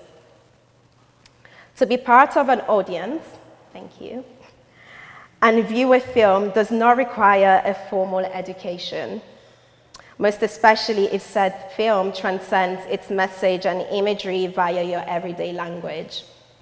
I also invite you to use the QR codes whenever you feel like on the handout. The Bird of Passage recognized this and took the very first radical step in revolutionizing filmmaking in other land. They rejected the status quo, which showcased film in Konyoju, and consciously decided to make theirs in their native diasporic accent. This recognition and adoption of cinema as a cultural instrument that syncretizes traditional reasons, This recognition and adaptation of cinema as a cultural instrument that syncretizes traditional otherland orature and cinematographic expression does offer a reason for the Birds of Passage's commitment towards the search for a diasporic social identity. So the keywords so far are another land, otherland, Bird of Passage, cinema. Despite being a product of Kunio-Ju school, they choose a narrative style which is strongly inspired by otherland's oral culture. The Bird of Passage used the tools of cinematographic discourses to unveil a militant project. It can be argued that the context of their films are associated with their syndicalist agenda, which preliminarily supports the view that the Bird of Passage was a revolutionary filmmaker. By permeating this revolutionary structure into film, they not only ambitiously restore a traditional narrative system, but also a history long denied by Kunio-Juism. Truly, their films were not to fulfill the sole purpose of entertainment, but additionally, they were meant to be viewed as an educational tool, some sort of night school. Before action can be called on set by the director, a lot of things have come into place. This will vary from set to set and sometimes scene to scene. The Bird of Passage's order of action was certainly not limited to the set. The films opened an awareness through a novel form of protest, which in this case is not explaining things. Perhaps because of the low budget of the film, most of the scenes are set outdoors, while the scenes that do not show indoor interior depict a very minimal decoration. However, the latter is not free from its conceptual symbolisms that prompt the audience into recognizing the contrast between what is deemed to be modern and what is traditional. This contrast is shown in the minute of details. Okay, so that is a short excerpt of a very complex layers of storytelling. And in my research, what I'm interested in is presenting these layers and translate them through the display of artworks in motion and most especially time-based media, which it could be performance, films, or just your regular visual art. I am very interested in also thinking about post-war Italy. We're here in Magazzino, and I wanted to specifically show 1950s Rome in construction. And then that construction was not only physical in buildings, but also in terms of identity, what it means to be Italian. And I am in pure live examples of what it means to be Italian. It's not a monolith, and it's, we were talking earlier, it's something that I don't want to be the typical Italian that uses food analogy, but I'm going to do it. It's almost like lasagna, okay? Like you add layers and layers and layers, and it can be never ending, In the 90s, I was just Italian and Nigerian, and then early 2000s, I was influenced by the British, hence the accent. And what is interesting when we think about canonical structures is how do we then take those experiences and add another layer in the work that we're presenting and how we're writing about the work. So this story actually is a description of the film that we just watched, the 10-minute clip. We have Kunioju, we have Otherland, we have Another Land. And the explanation and the context will come in conversation with Ilaria just now, which I'm very excited about. And please, I didn't explain, the handouts is a process of the research that I'm currently working on. So every now and then there will be a surprise addition to the material. There are currently, I think, 7 sources that are between images and music and writings and excerpts. And then all of this to say that when we're thinking about exhibition making and what it means to take care of a work, it's not a fixed thing. It's a game of positionality and where you're standing. You can take an object or a work and in Italy and bring it to America and it will have a completely different meaning. And then the people that give it the meaning are the viewer. And how you relate to the work, and that's what I'm excited to explore. Thank you so much. I wanted to just start by asking you, your practice is rooted in curatorial work, research work, writing, but as we said earlier today, it crosses many other disciplines.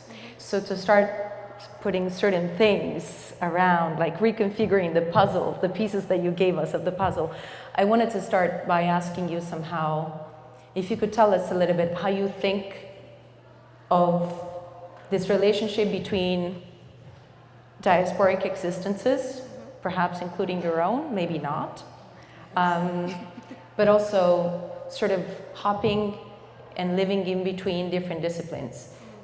Writing, speculative writing, working with moving image, having time as an essential component of the work you do, and so as a methodology of thinking. If you could, I guess, even simplifying a bit things for us, but just help us also understand how you map that out and how that, to you, at this moment in time, might not be like this forever, but helps you configure these meanings that sort of respond to your personal experience, to what you've shared with us. Yeah, thank you so much. That's so beautiful. What I showed earlier was an example of how I approach curatorial work, which a curator is a caretaker, right? I have the huge privilege of holding an artist's work and then being a vessel and translating that work for the viewer, right? I mentioned earlier, I'm inevitably connected to multitudes because that comes very much from the personal, right? I am a multitude of existences. And so I use that personal experience and translate that in my curatorial work as a way to see things from multiple perspectives. So I very much don't tend to just work with one type of media, for instance. Time, you were very right. Time is one that I'm very attracted to when working with artists, because it's interesting, because it's not still, first of all, which freaks me out, but also you get to see the growth with time, you know. I'm attracted to research-based practices because of that, because there isn't a full stop. You know, you sort of get to develop what that idea is. So what I showed earlier was the very beginnings, no, maybe not so beginnings actually, the middle passage, I guess, of that work. So the research first starts in the archive, and I will let you into the whole process, actually. I think it's fun. I've been obsessed about Festac 77, which was this festival in Lagos in 1977, which just think about an Olympic, a cultural Olympics, where practices, singers, your Stevie Wonders, your Nina Simones, from all over, even Australia came into Lagos, and it was the second one, and for a week, and it was a site of gathering. They exchanged and performed and connected.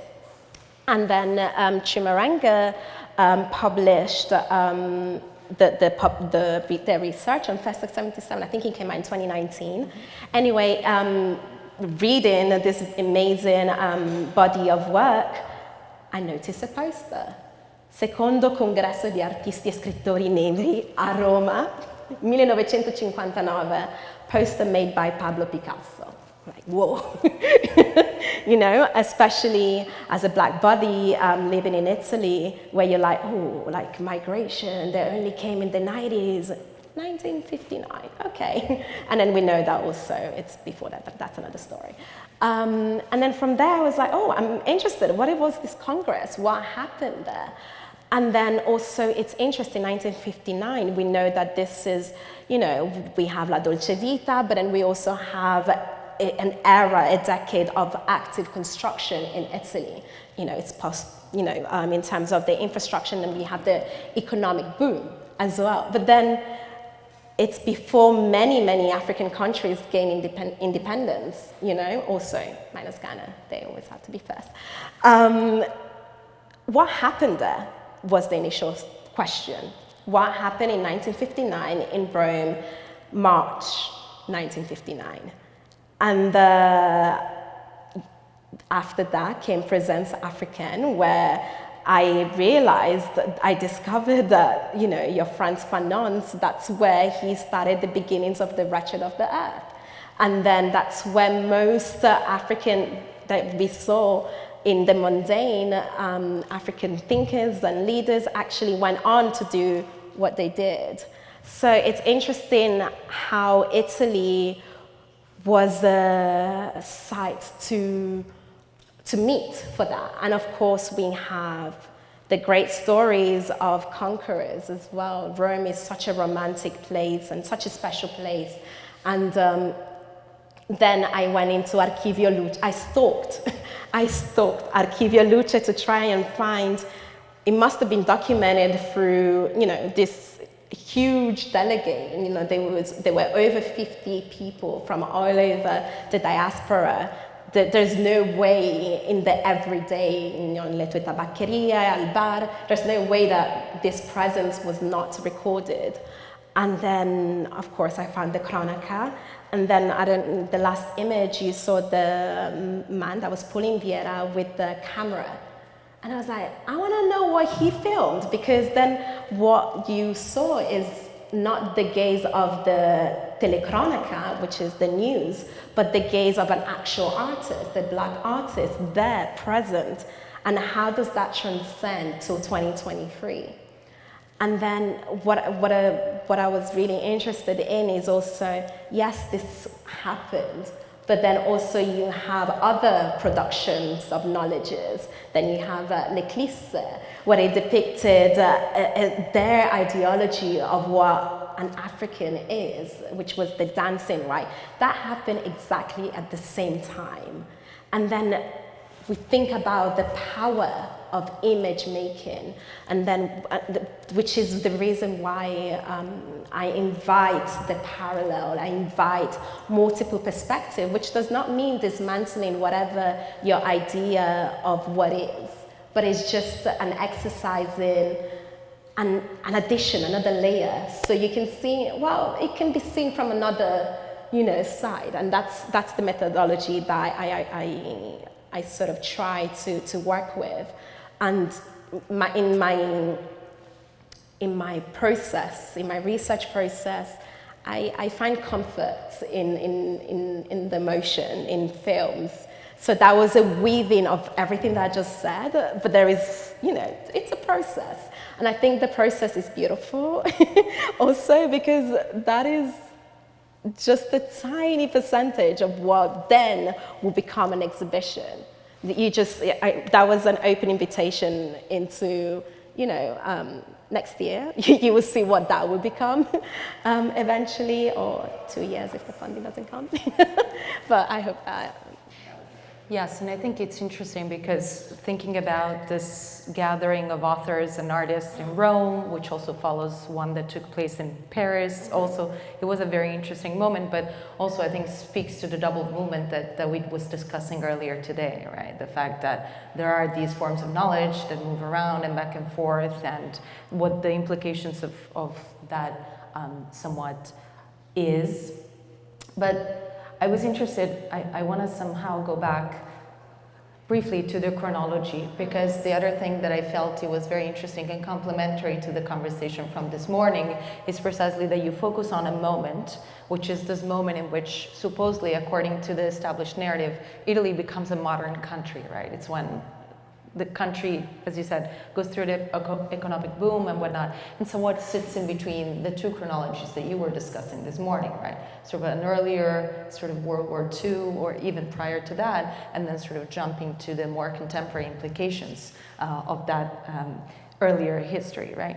But I wanted to ask you a little bit further, as you are working through this material, as you're working on a moment in time that might seem less ripe with material, and obviously that's not the case. I also wanted to ask you briefly how you filtered through these three particular elements, because I think they bear very specific significance, each one in a different way. We were talking or exchanging about also other materials or other potential things that could have ended up in there, but I think there are some interesting points, like I really loved, as you showed me, I guess a few days ago, like this movement in train of all these riders crossing through the north of Italy, coming down to this very modern city. Most of what the footage shows is really a modern city in construction, as you were saying, which is somewhat also something that is very present in the Eclissi and all the trilogy, right, of the Antonioni films. So there are all these echoing and respondances. So I wanted just to ask you briefly how you filtered through this material for this particular purpose, and then we'll jump on to curating exhibition making in 2023. So I think I'm very interested in the mundane, right? So I was looking at moments that we could all relate to. I mean, at the end of the day, these are on this whole journey, these are intellectuals and future presidents and writers and artists, and we tend to sort of see them just as that. And I was very interested in showing a different side. So I loved the moment, I don't know if you caught that, of this writer that did this on the bus, right? And then I was looking at moments that showed a more relatable side of these figures. What I'm comfortable in is, you briefly mentioned this space called the in-between, right? And I think in this in-betweenness, there is a possibility to nurture and imagine and make up and, actually activate fantasy of what could have been or what has been, and just confuse the timelines. With the story of Otherland and Another Land of Konyoju, we transcended from 1960 to today. As a method of understanding how we relate to each other, I think in this, using the analogy of construction, I think it's useful for where I'm at research-wise, because then what it does is alleviate this feeling of inadequacy. Like when I what's very important to me is writing, but then not writing the way it's understood in the West, but also activated through, I briefly mentioned, the orature. I'm very much trying to establish oriki as a way of visual analysis, but then also realizing that it's nothing new under the sun as well. I did not make that up. You know, when we think about Vasari, for example, now I'm taking, in terms of confusing temporalities, I'm taking it to the 15th century. You know, what he did with the artist, you know, he, through words, changed the status of the artist from artisans to artists, right? So it was just an exercise of normalizing what can be and what is, so without asking permesso. And then when I say without asking permesso, it's, again, confusing temporalities. What I do in my writings and my curatorial work is define this specific Italian condition of asking per permesso, which of course also is reflected, you know, in what many either Afro-descendants or migrants go through every day. And now we're talking about citizenship, but very briefly, you know, which is this thing called permesso di soggiorno. But, you know, of course, però, you know. You know, it's not just a bureaucratic process. It also translates to how you move in the peninsula. So, you know, if you have to constantly ask for permission to be, it also affects the way you think, the way you work. And I grew up in a context where I didn't have to ask for permission to be. Oh. And this is very important to note, I grew up in a very privileged bubble where I was born already Italian. I didn't have to ask for permission to be Italian. I was just. And that's the approach that I take into stories like Another Land and Otherland and Konyoju, but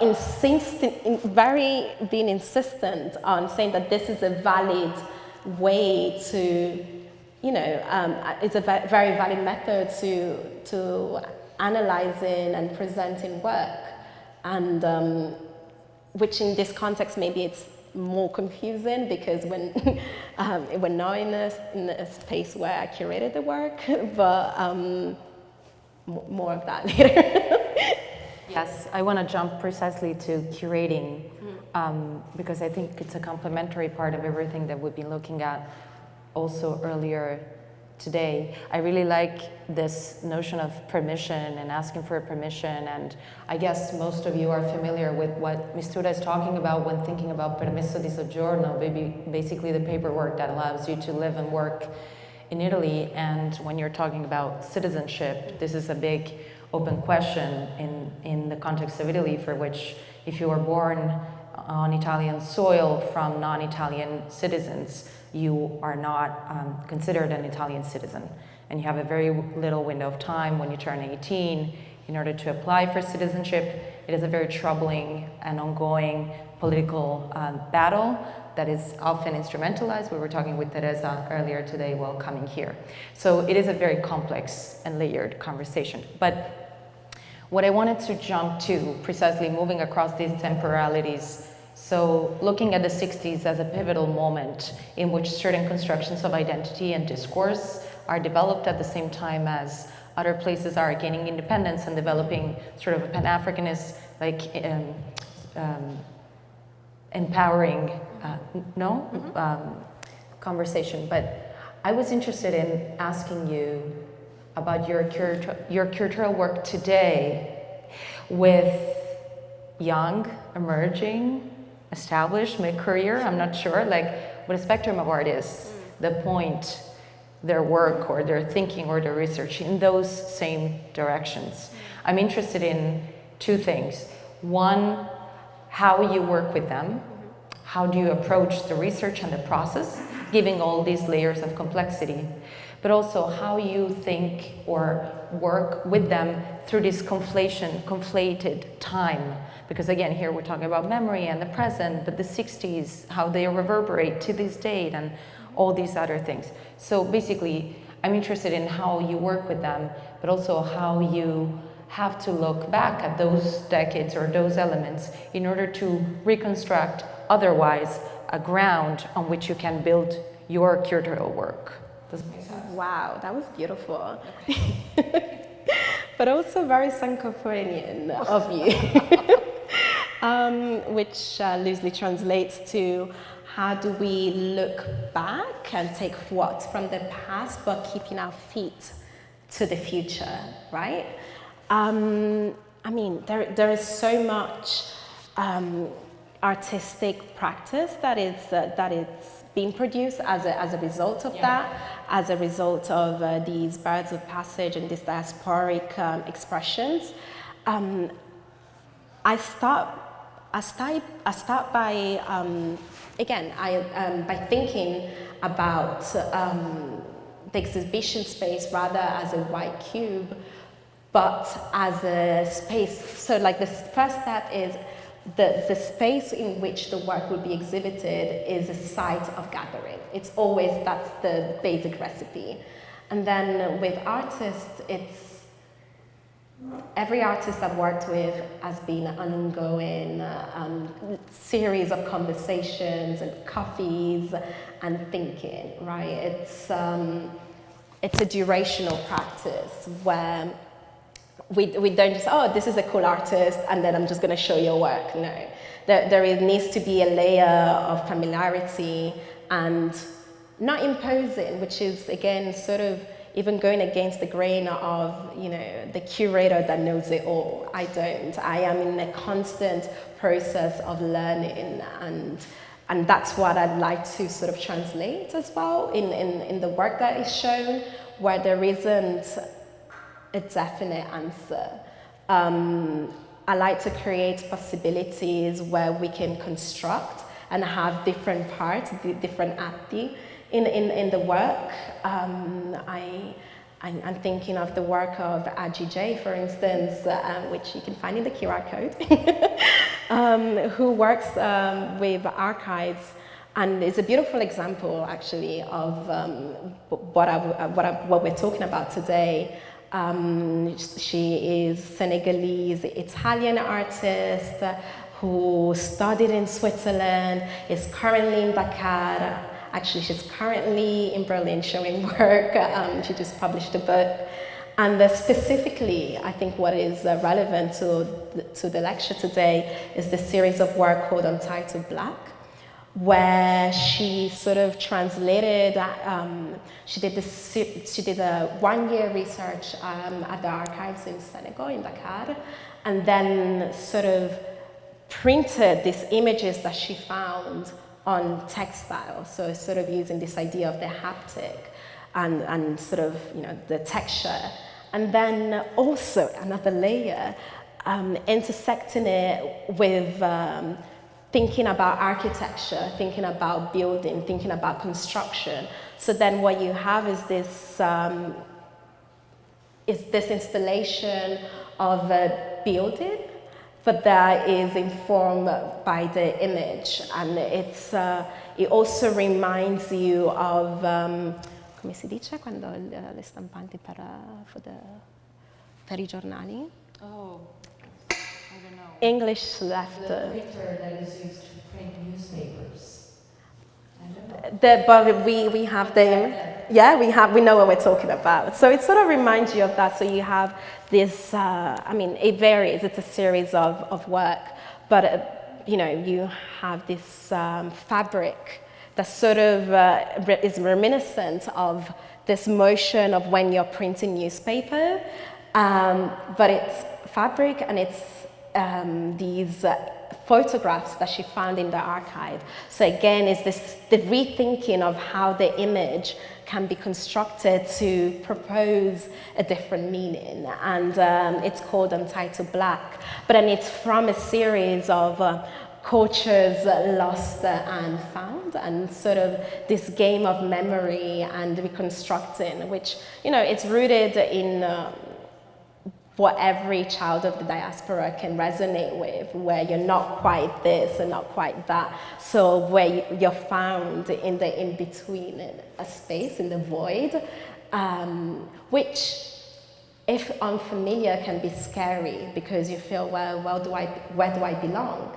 So you have artists like Agi or Silvia Rosi, who is an incredible photographer, who uses herself to repurpose, she uses family archives and sort of reconstructs those images by using her body. And recently she did a series, Teacher Don't Teach Me Nonsense, reminiscent of Fela Kuti, at the Maxi in Rome. But then she was exploring the power of language and how language actually, can connect or disconnect. There is this beautiful triptych in particular where you have Sylvia in the middle looking directly at the audience, and then you have this, from a different perspective, what might seem like a photograph, but it's actually a video in loop. And you have her mother at the side and her aunt on the other side talking to her, but this imagery is mute because she doesn't understand the language in which they're talking to her. And then she was able to translate this feeling that many people of the diaspora feel, where, you go back in the motherland, but then you can't speak the language. But then in the land where you're born in, you're not quite Italian. You can't possibly be Italian. Oh, how well do you speak Italian? So then you make this journey into, in Silvia's case, Togo. And then you hear these different languages, men in her case, where she doesn't understand it. All she can speak is Italian, and she was able to translate that through photography. But then what's interesting in her practice is that we know that photography, as Dawit was talking about before, there can be a certain spectacle to it. So that's why she introduced the motion aspect of it. So it's a game between still and activeness. And I recommend everyone to have a look at this installation of Silvia's at the Maxi Museum, which was on up until a little while ago, because I think it's a very interesting shift from her practice based on photography to photography and moving image to complicate narratives. Here's my last question. I encourage everyone to think about maybe a couple of questions for Mistura as we move on to the Q&A and wrap up the afternoon. Going even further into the practicalities of your curatorial work, I know you have an exhibition coming up in Chicago. So I wanted to ask you briefly to talk to us about how you are approaching that project, what the project is about, who is involved, or some of the artists involved, but also what I want to ask you, because I think this is some of the gaps that we're trying to work with, not necessarily by filling them, but working with them here, is how do you present your work in a context that might not have all the information pieces, all the tools, all the elements to access where your practice is coming from, right? One thing is to present this work in the context of the residency that you have launched in Milan or in London or at the Venice Biennial. But now we go following sort of the Balbo movement somewhat to Chicago, and we bring some of these instances there. So tell us about that project, who's involved, what some of the key issues are, but also how you're imagining, because it hasn't happened yet, so who knows, but how you're imagining working with those gaps or through those gaps. Right, thank you. Yeah, I mean, the exhibition is called, can Can I see it? You can do anything you want. I don't know. If I get in trouble, I'm sorry. It's a project that I co-curated with Bernardo Follini, who is a curator at the Fondazione Sandretto in Turin.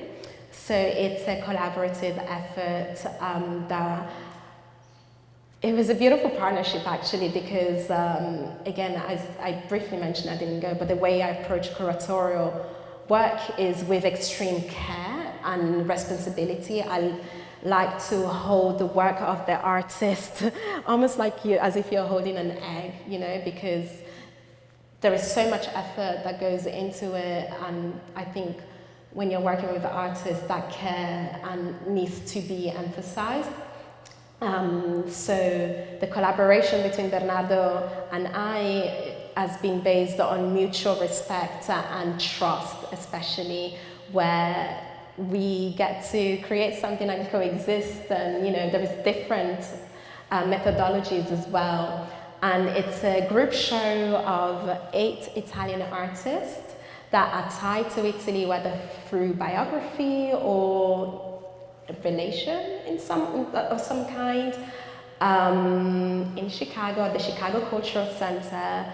It will launch on the 15th of April, 2023, hopefully.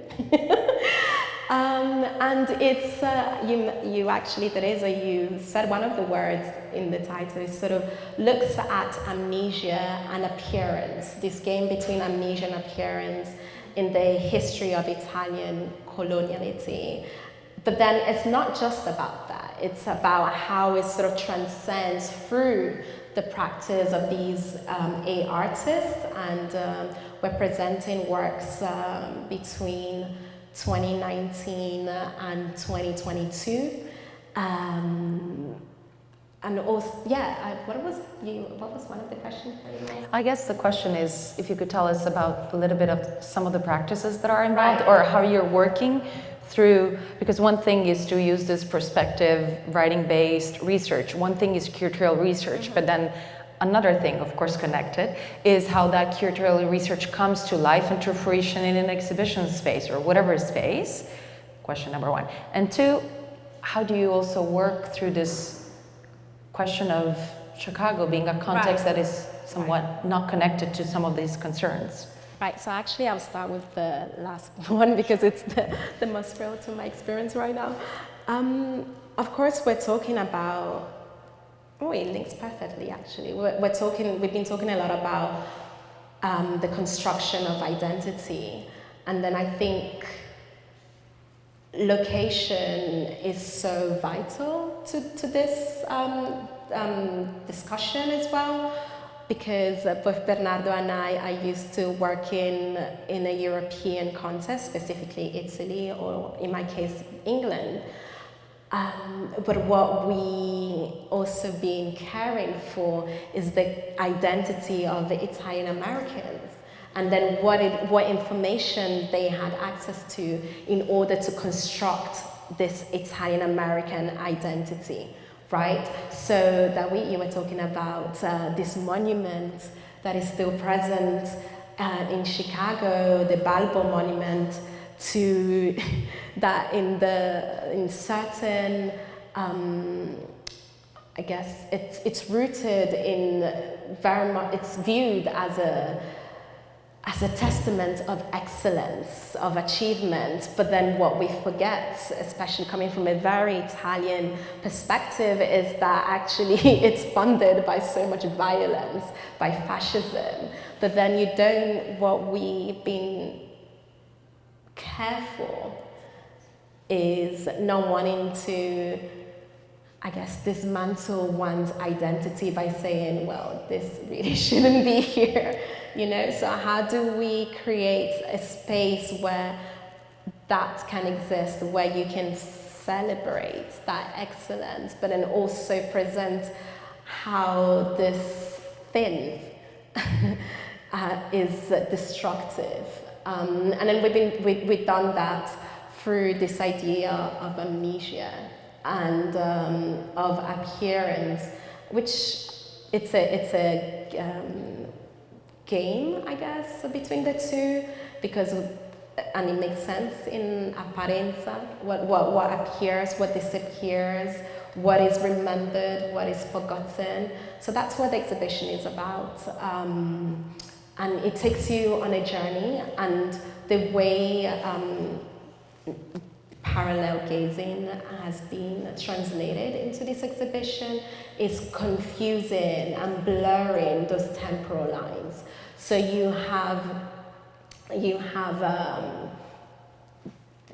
the journey starts in 1911, and then it ends in 1945. But then within it, you have the 21st century.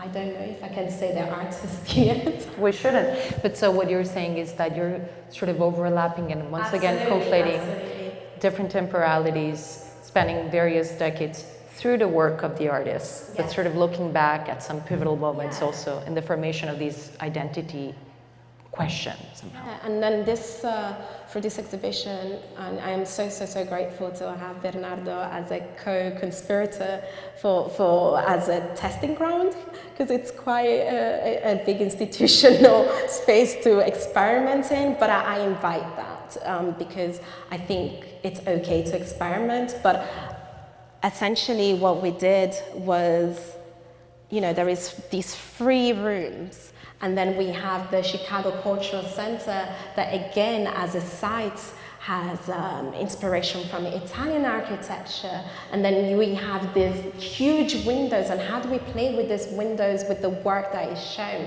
So you have to be very specific with, okay, maybe we can't show this video here because you can't see it, but then appearance, right, and disappearance. And you have a room that starts in 1911, but then sort of presents the work of this diasporic dissonance that I spoke about as well, and it coexists in that space. And then you go to the next room, and then you have work that sort of looks at construction of geography, and then you have work that sort of explores the relationship between identity and the media, and that can be constructed and deconstructed. And then you have another room that looks at the importance of festivals as a way to weave, to quite literally weave together this idea of revolution. And then the last piece is a piece that sort of is a statement. It's a statement that you can either live with or redo the whole journey and come up with a different story. And that's sort of what we try to do with this exhibition. Is it's a story. It's a story within stories within stories, and it's I think the beauty with group shows is you see very different practices, like completely different experiences, but then you start to see these rings of common denominators, and they make sense all of a sudden in that in-between space. And I think that's really, and you know, you learn this history through the artists talking to you. Whether it's a video that is, you know, speaking to you, or is an abstract painting, and you know, without figuration, you quite project whatever it is that you think it is that you're seeing. And I think that's a useful tool to imagine, right? And that's essentially what we try to do. We're hoping that it's sort of, you know, with any good exhibition, you want to just be an intermediary and just be a mirror. When you're looking at art, you can sort of imagine what it is that you think the story is. And then sometimes you get text that, you know, explain to you, which is fine. But I think the power and the beauty is in the parallel, really, and how these parallels can coexist and create And also, I forgot to mention earlier, when I talk about parallels, I don't mean two straight lines. This is a very important asterisk. I think about constellation. I think it's a better way to describe it. But, you know, I'm also, I guess, deconstructing how we know what a parallel is. Thank you, Mistura. Thank you so much. So, any questions for Mistura before we set off for the day? I know we put a lot of stuff on the table, but it's okay. Thank you for speaking with us. You do? Just a few comments. Yes. Thank you so much. Very rich. Maybe disconnected thoughts, but birds of passage is how Italian migrants were described for a very long time because they were seasonal migrants. So interesting reverberations there. The idea of placing Italy in the history of Black presence in Europe and sort of decentering Paris, very, very important. Rome has been absolutely key for that. Just a suggestion for you, Jessica Harris at St. John's is working on the presence of African American actresses and models around the early mid-60s into the 70s. Really interesting complication there because they're Black but they're from the United States, and so you know there are different power cues at play there. And finally, thank you for mentioning Balbo again because we didn't get a chance to really talk about this, and perhaps that's the question for you, the idea of a contested space, right, where history changes its meaning over time. Balbo in particular, we were chatting with Vittorio, was a fascist, but was also seen as an antagonist to Mussolini. There were all these theories that Mussolini tried to get rid of him, as a matter of fact. He did actually die. Well, the research shows that that was not the case. He died because of friendly fire. He was also against anti-Semitism. So that space has been claimed by both fascists but also leftist forces. And so I like this idea of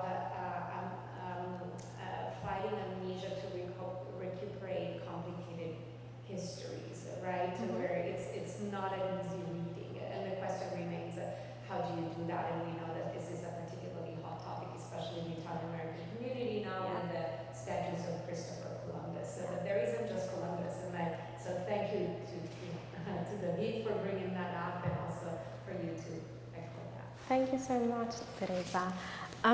I think for us it was definitely a learning curve because sort of the positioning in which we're seeing this monument is one that is out of the Italian American context where we were not involved in these dialogues of Columbus or earlier when I said I did, I meant like when he was sent to Libya.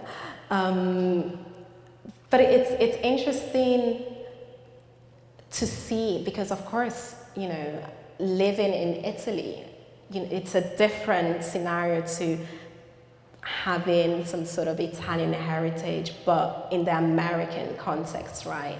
Where you have your little Italies, your Chinatowns, your little Ethiopia, etc., right? But then I guess it's almost also an echo,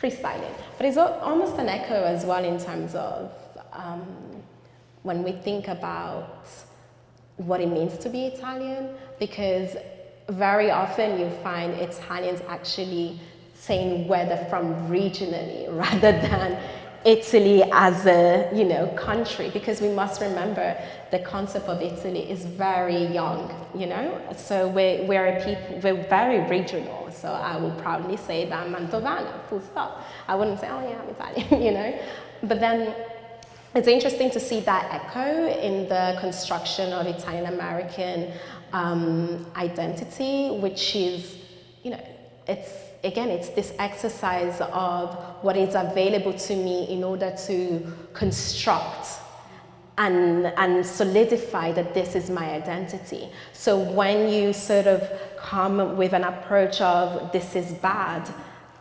because empathy, what we learn is that, well, you're attacking a being, when actually that's not the intention necessarily. But I think what we're inviting is open-mindedness, first of all. It's not an attack on your being. You're allowed to feel the way you feel. However, it's important to also sort of redirect that gaze into what is actually happening, what discourse actually happening on Italian soil. And we think that would enrichen your, the identity of many Italian Americans living in that Chicago context. And also learning that these discussions of the monument through research, we found that it's nothing new, it was a debate in the 90s, even before that, right? And even when the statue was put in place, of course you had communist Italians as well that were like, why are we commemorating this? This is not good. So there again is this cyclicity in patterns, in discourses, and 2023, 1933, is that a century? Yeah, right? There is these landmarks, I can't do maths. There's these landmarks that are sort of loopholing, right?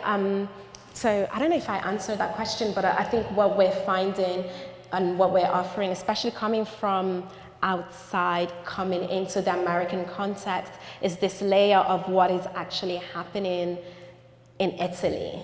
And then hopefully, adding another layer to the American context. But it's definitely it's been really hard also, because we're also working within a diplomatic context and contextualizing that, and which sort of, I have to be very careful with the next word, which adds another complexity to how you present the work, where I wouldn't say it's neutral, but it takes multiple positionalities. Phew. And we can talk more about that off the mic. Yeah, after. We will have to wrap up, so I'm just gonna ask whether there is a very urgent, burning question in the audience. We'll take the last one, given that it's 4 and we're late.